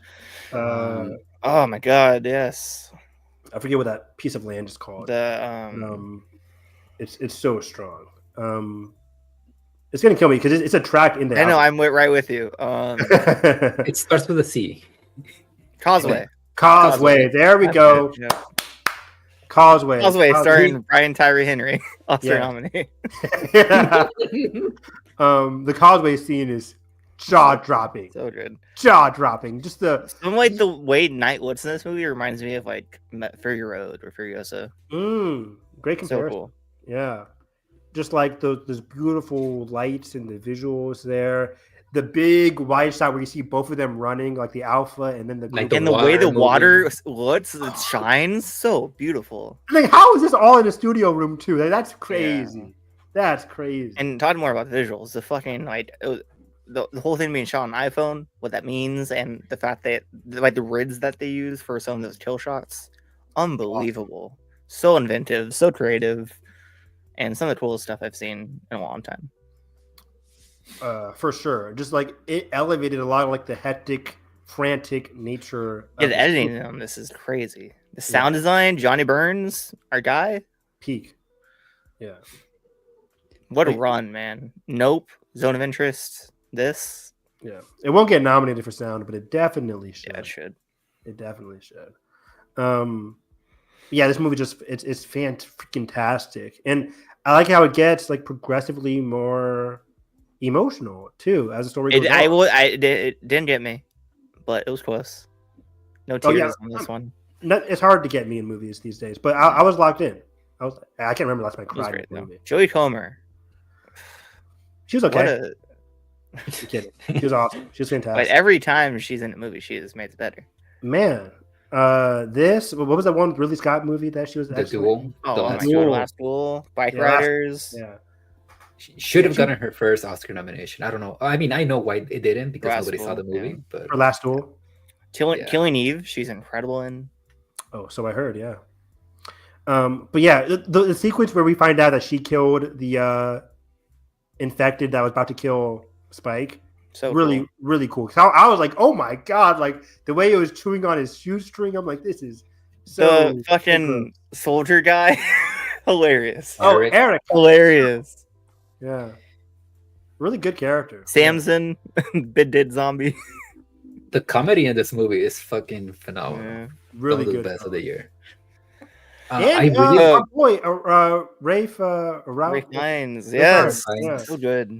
I was about to mention him. I really love the type of energy that he brings because it's almost like a Gandalf like energy Yeah. of like the Very wise mythical. man. Yeah, very mythical. The person that you go to like kind of basically get all your answers. And Your just the way hard that he truth. play, yeah, and the way he plays it in a very playful way. It's just It's like playful and wholesome too, and like yeah, what else? Like sentimental. yeah. And his whole monologue about like Memento Mori and all of that stuff. It's beautiful. Peak. Yeah. Great writing. Alex Darwin, man, Yeah. the pin on that motherfucker. I am not on the Alex Garland hate train. I've liked a lot of Alex Garland's films. I'm a believer. I've I always think been. all three of us are like Garland Yeah. stands. Because everybody else on Twitter was like, Alex Garland, just stop directing and start writing. I'm like, no, I like your direction. Civil War, stand by that movie. I like Civil War. It's better and better by day. And I Litmus love test movie. Annihilation. Yeah. Yeah. Warfare, also great. Warfare. I love Annihilation, Ex Machina. I need to rewatch Annihilation. It's been a long time. So good. But yeah, this album rocks. Oh my god, the score. Oh, Score is great. oh. I love the first song on the album, Promised Land. I listen to that all the- Lowly, the one that's like during the credits and during the first montage. Remember. Really cool. I don't think I've ever, at least recently, I've rooted for a director to just nail it as much as I'm rooting for Nia DaCosta with the I sequel. hope so, man. I hope so. I think it's I like Candyman. I like her first movie a lot. The Marvels was good. I like the Marvels. And yeah, Hedda is this year, so we'll see. Yeah.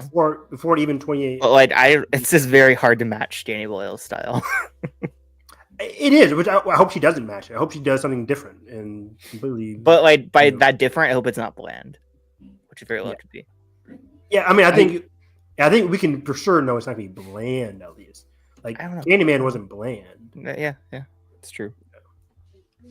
Yeah, I mean, if the ending of the movie tells you anything, it hopefully will be anything but bland.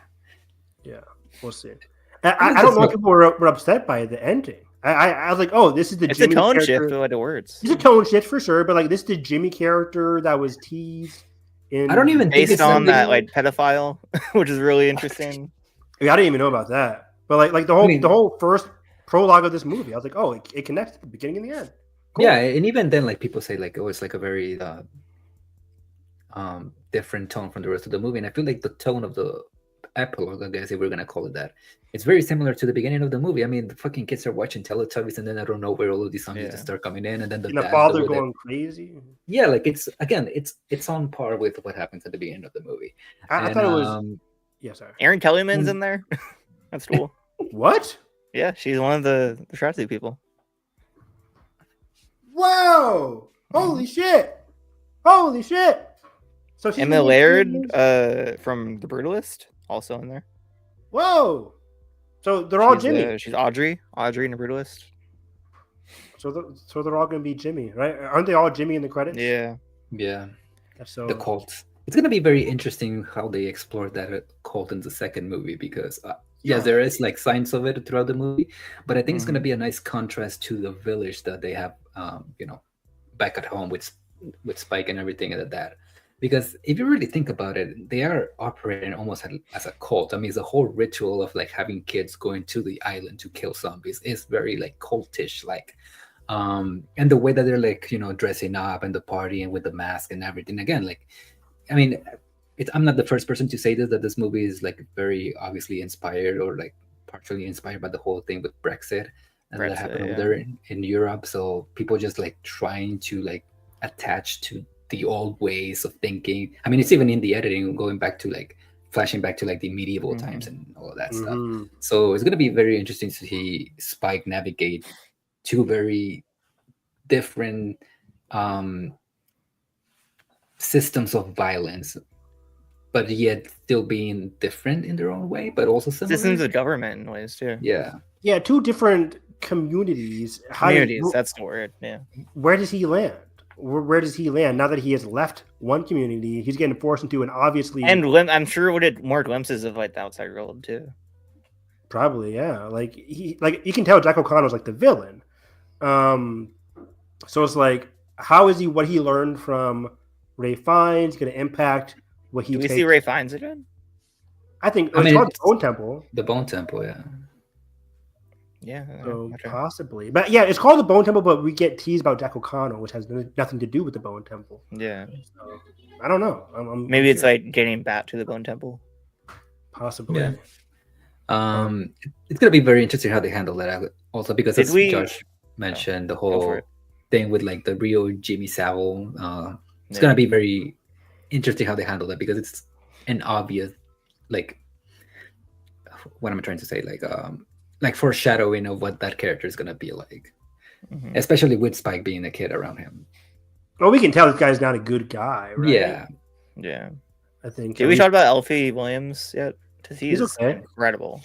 He's incredible. What a revelation. He's gonna be in all the like best young actors of the year awards. Yeah. He's fantastic. Like the emotional journey that he goes on is completely believable because of him, and this is one of his first performances.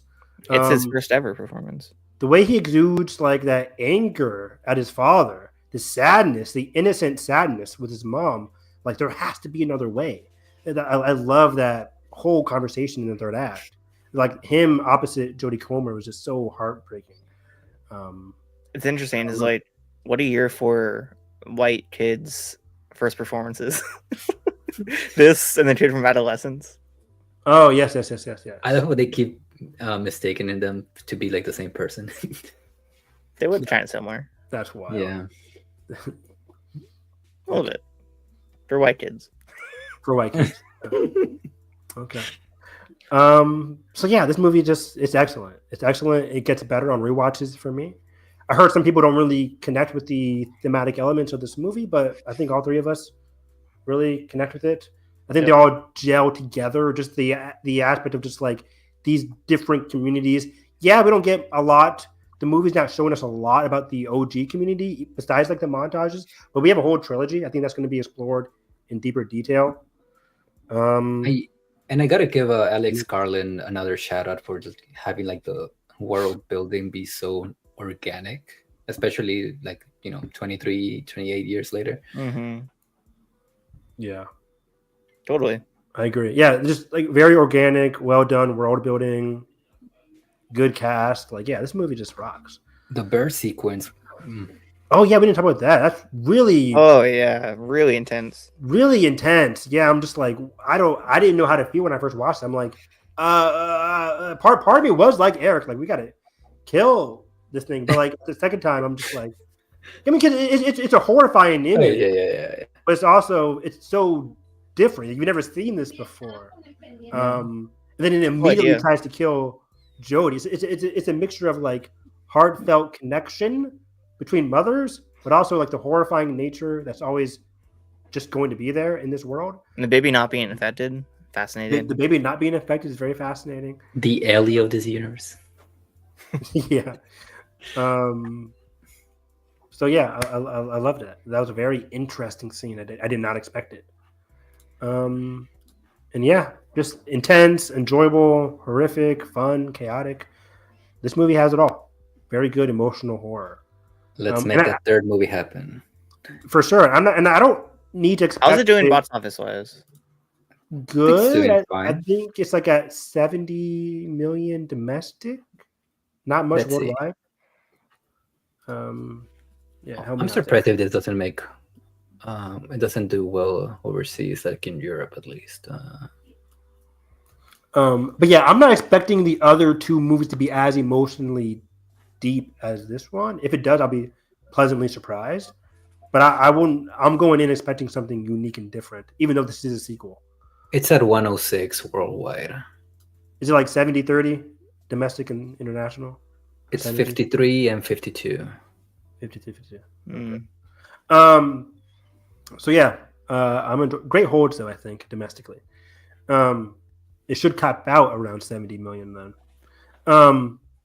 But yeah, great movies. This June again, 5 out of 5 for Materialist, for 28 Years Later for me. I love Is your list Predator. updated on Letterboxd? Is it? It's decently updated. I think I have to switch some things around, but it's I put them. Okay. Are we done talking about yours? Yes. Yeah, I am. Let's do a little Letterboxd Check In since we're halfway through the year before we get out of here.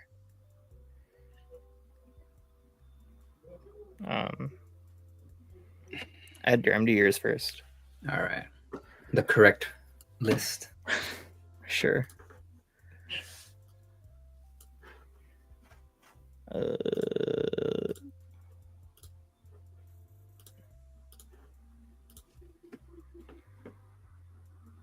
Let's go. Wow, Materialists at 3. That's interesting. I really liked it. Like again, like I have Good, and that's what I'm talking about, bitch. That's what I'm talking about. Oh, I have not seen Friendships. Was Friendships Presence over good? Black Bad. Interesting. Yeah, I'm a Presence believer.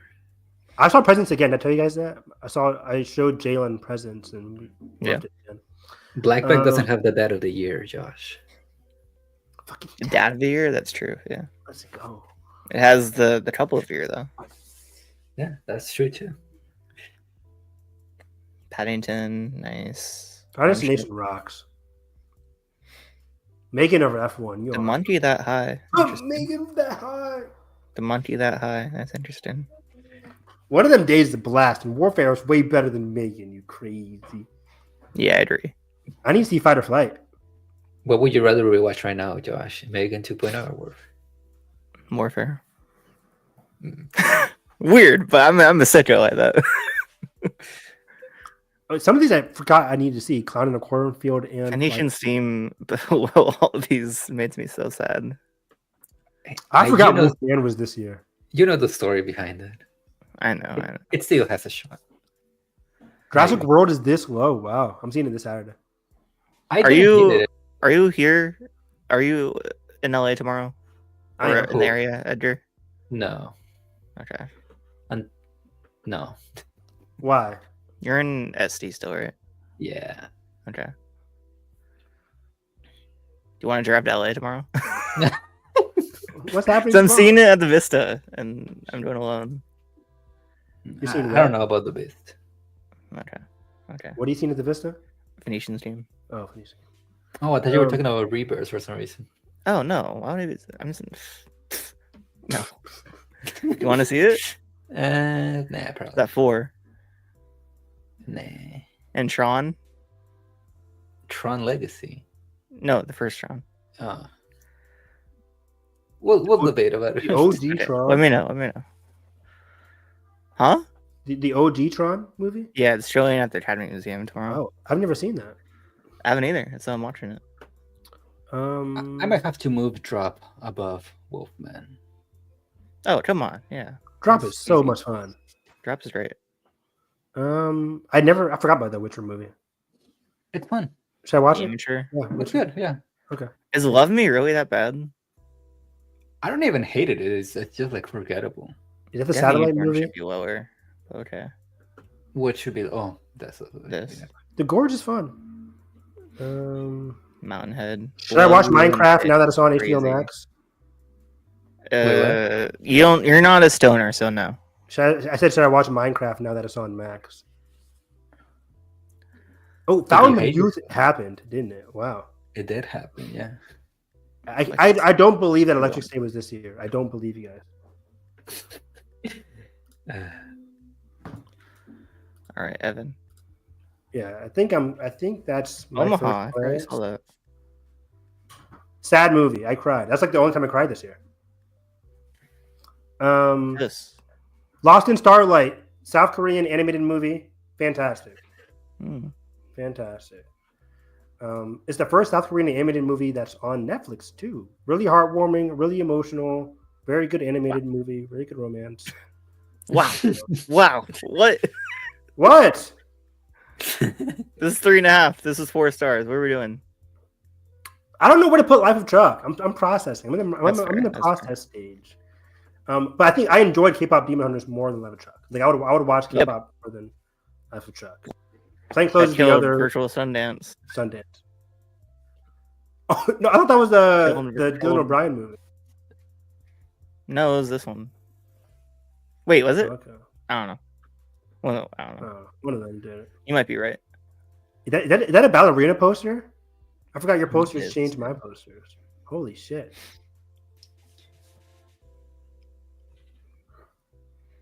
Okay. Wow, that's sad.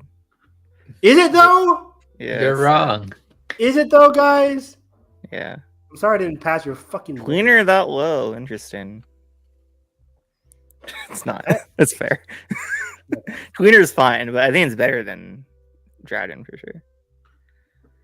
Possibly. There's no way the Looney Tunes movie is worse than Cleaner. Easy Ridley though. Come on, Edgar. Yeah. Yeah. All right, here's mine. Great list. Ooh, the Shrouds entering the top 10. Yeah. Okay, high praise then from you. Presents. Paddington in Peru was this year. I meant to watch all the Paddington movies this year, and I never did. You haven't seen any of them, huh? Nope. You need to change that. If you want some joy in your life, you gotta change that. I'm sorry. This one, hey, this movie, you guys need to watch this. Oh, you keep talking about that Inheritance. It's a surprise in my ear. It is on paper, it's very generic, but I think it's really a really fun watch. Yeah, I gotta watch that. That's literally on my list from like 2 months ago. Yeah. When BB Denver, I think is how you say. She's great. Reese Evans. A lot of people don't like it, but I do. Is it a litmus test movie? It is, yeah. Every movie that you guys like that nobody else likes. The assessment also, I think, is your guys' shit too. Yes. That's with Elizabeth. We should have her, maybe her best role. Okay. Wow, that's high praise. Mm-hmm. The actor is very much not your shit. Cool. It's like very surreal. But I liked it. How did you like Found Destination? It was fun. Yeah. That That was your first one, right? Yeah. It's not worse than Megan. Okay, we're just I gonna... mean, it's the same level. F1 is a Same level of camp. Like, I would rather watch The Monkey again before I watch Megan. No. Okay, come on. Monkey's boring. Maybe you're right. Yeah, Monkey is really boring. I keep forgetting Opus was a thing. Ugh. Yeah. I mean, the music's great, but that's it. And what's his name? Malkovich. John Malkovich, really fucking good. Mm. And of course, shout out to Hard Eyes. Let's go, baby. Bad movie. Bad. Litmus test. That's fair. Put Hard Eyes on the litmus test. I do. Wait, what? Oh, the draft. Yeah. I just want to see where we're at. Oh yeah. Let's What's see come where out we're so at. far? Is anything from July on the draft? Do we have Superman on here? I put Fantastic Four, but I think Superman went undrafted. Really? No, I put it on there. I put Superman on there. Yeah, I didn't have. Ooh, Roofman. I have Roofman. You haven't seen the trailer? What's Roofman? Describe it to me. It's the Shannon Tatum movie, Toys R Us. Oh, that was a good trailer. That looks funny. Yeah. It looks like I was telling Joshua when the trailer played. I think it was before F1. Yes. It kind of gives me Logan Lucky vibes. I can see that. Yeah. Yeah, we made a great list here, guys.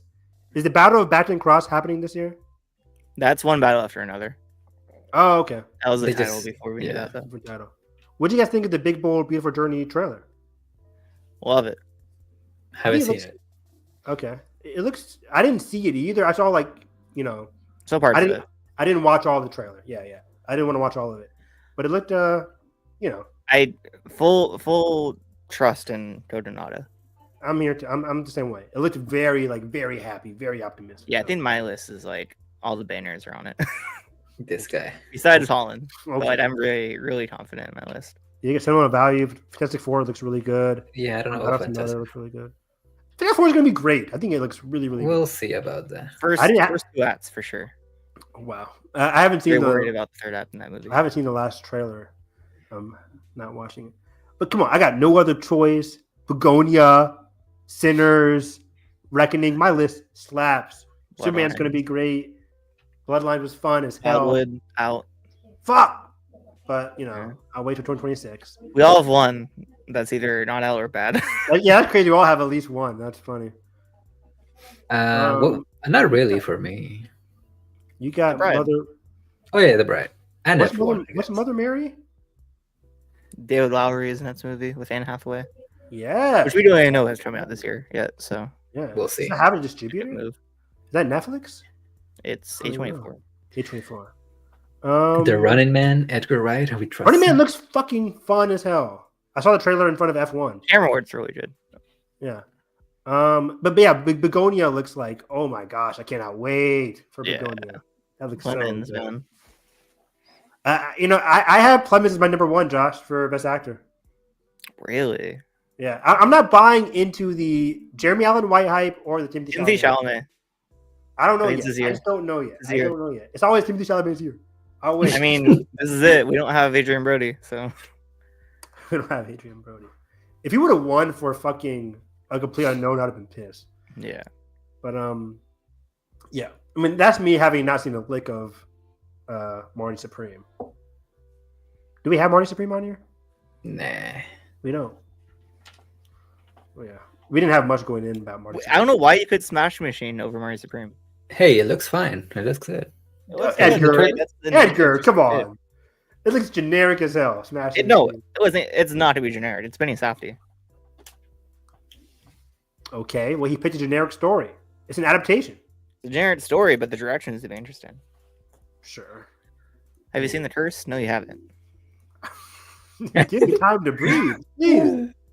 I have not seen The Curse. No. Evan, do you want to look at our how we're doing box office? real Oh, quick? sure. What is this? I am in the gutter. Because Elio would make it. And Yeah. Thunderbolts. Too, right? And Thunderbolts. Oh, yeah, this was the whole summer. Yeah. So Mission I thought Impossible. Thunderbolts did good. No, we didn't. No. Has It it didn't crossed even- 400? No, I don't think it crossed so. 400. That's No. crazy. Karate Kid. What was your opinion on that, Evan? Is that your bias showing? Maybe my Cobra Kai love. I thought the family crowd would support it, but Lilo and Stitch demolished I it. told you from the beginning. I don't know what you're Yeah. doing with that choice. I don't know what I was going to pick after. Well, I don't know what my fifth choice was going to You be. could have picked F1? weapons. I could have picked Danger F1. Yeah. Zone? I thought F1 was going to be like a flop. I don't know why. Oh, come Me on. too. People love F1. Yeah, they do now, but like Yeah, but like Now? No, people love the sport, I'm saying. People go crazy for those cars. it's hard to see that translated into like, let me go watch a movie about. Bro, it's the dad movie of the summer. Of Well, course it's too good. well, my thinking behind that Danger Zone was not so much the quality of the movie; it was more so the budget, like $300 million That's budget. That's true. Okay. But it looks like it's going to do that, which is Yeah. rare. But yeah, I think Naked Gun. Interesting. I think it's going to flop. It's a flop. It's a good movie though. What's Which funny? one? Naked Gun. Oh yeah. Good marketing. I'm not going to see it. Peter but- Schaefer. My guy. Yeah, but I should have gone Weapon. I think Weapon's going to be strong too. Yeah. Oh, the marketing. Yeah, that's really. We coming didn't. back. We didn't pick 28 years either. We didn't. I Did don't you think good? it's not. Yeah, it's not doing the best. I think it made more than Karate Kid at least. Let me see. Yeah. Maybe. But yeah, Well, I think Jurassic World Rebirth's doing very good so far. I think not as good as Lilo and Stitch, obviously, but I don't know which one's going to make more between Rebirth, Fantastic Four, Superman. I think Superman's going to make the most opening weekend out of all three of those between Jurassic and F4. I think Jurassic World just has more of an international Oof. appeal. Oof. Yeah. 28 years later, 53 domestic, And Karate Kid is like what, 40? 106 worldwide. Look up Karate Kid real quick. 106 is not bad for 28 years. What was his budget? It was like 70, 80, right? I don't Something think like so. I thought it was like 50. I think it was like 70. Let's see. Oh, Karate Kid did that same. Oh, really? That's funny. Yeah. Budget 60 million. 60 million. Okay, Yeah, okay. that's good. That's good. So yeah, very good summer so far. I think Josh, you mentioned this in our group chat, but like summer season better than the spring season. It's rare that actually Kinda happens rare. these days too. Yeah, I think this fall, per usual, might be the best. Per usual. Fucking hell. Lilo and Stitch already almost at $1 billion. Let's go! Stitch has a glitch. Let's go! That's not what it's gonna be though. They already said that's not what's gonna be. They did. They said that. They said that. Oh, well, crap. God, more depression. Let me see what Dragon is. The fact that Mission Impossible was keeping up with How to Train Your Dragon. is- Oh my god, already almost 500. So yeah, we'll come back. When's our box office breakdown? At the end of September. August? Yeah. Yeah. So we'll do September through December at the end of August. The battle for the fall is gonna be who gets either Zootopia or Wicked first. F1 You mean Avatar? one worldwide. And that too. Not that not Yeah, which one's gonna make more, Zootopia or Wicked? I think Zootopia. Yeah, I Oh. think Zootopia, yeah. I don't, that's interesting. Zootopia could have like the same story as Inside Out too. That's what I'm thinking too. Yeah. Yeah. But Wicked is Wicked though. Like we saw the Zootopia trailer in front of What is Elio, and the kids were like so excited. The rare time I'm actually interested in the box office. This This guy's guy. telling me right now. I know, wrong podcast. So yeah, while Josh is doing that, Wicked did 756 worldwide. Yeah, I they think the didn't second do one- super not well much. international. It's not an international movie. No, I think the second one's going to do about the same. Maybe Yeah. Maybe even less. Yeah. maybe less, because it has competition with Zootopia. It might do about the same, if not more. Utopia billion. Yeah, it might do about the same, if not more, domestically, but international, no. Yeah, At least there's Avatar though. John Chu, best director. Let's go. Let's go. I'm kidding. Do you have Avatar in your top 10 predictions yet, Josh? Avatar, Fire and Ash, top 10 best picture. We need to do that soon. Yeah, we can do like an early one. I'm feeling good. I don't know. It's like 9 or 10. Yeah, I there's feel a like lot it's of- gonna there's a lot happen, of right? competition. There's a lot of It was good a shit coming out. stacked year. But yeah, find me on Twitter, everybody. Harris EV9. Big Brother 27 starts next How do you know I'm Thursday. Celebrity Big Brother? I watched Celebrity Big Brother. It just I hasn't thought happened yet. I thought you didn't because the whole JoJo Siwa stuff. That was the Yeah, no idea what European was that. one. That was UK. That was UK. Oh, okay, right. The only one I watched was Celebrity Big Brother Canada, and Big Brother US. But anyways, so yeah, so Big Brother starting next week. Summer anime, where I'm watching 15 new anime starts tomorrow with Dawn to Dawn. Even though I saw I saw the first 3 episodes of that earlier this year in June, actually. No, in May, when it had like its 3-episode premiere in theaters. So it's really good. It's on Netflix. So anime season is going to be really great. I can't wait. Yeah, I don't know what I was going to say. But either way, movies, I'm excited for Fantastic Four, Jurassic. I can't wait to see that. And yeah, that's about it for me. Can't think of anything else. Oh yeah, I'll be on stream tomorrow talking about the last 3 episodes of Ironheart. Nathan's giving his thoughts on the Naughty Dog stuff and some other TV and movie news that has happened throughout the week. Tomorrow. That's about it. Cool. And you can Nobody, find me at EDGRTEG on all social medias. You can find this podcast at WHFG Podcast. You can find some of my written work at Loud and Clear Reviews in the Cinema Spot. You can find my F1 review there. It's so funny because, side note, there was like this motorsports like website that was like that quoted my review, but like the article was about like all the glowing reviews about F1, and then you get to mine, it was like, oh, but some critics are like also saying like it's not. Oh, that wow. good. That's funny. Cool. But yeah, I should have gave my thoughts on it on your website. I don't know. Don't find me anywhere. Wow. Old ass. Go watch a movie. How about that? Go to the cinema, watch a movie. go buy a Criterion. Yes. Go buy a Criterion. I actually do need to do that. Yeah. Are we getting you into it? I might join the dark side. What would Evan buy from the Criterion? What's the first pick? I still have not gotten the Marriage Story Criterion. I want that. Parasite was in the same. I was to say that. I already have Parasite though. Pinocchio. Ooh, Pinocchio's a good one. Oh, fuck. No Country for Old Men. Is that there? I would love that. Yeah, Just got that yesterday. $25. Yeah. Oh, I keep forgetting the name again. The murder mystery from 2 years ago.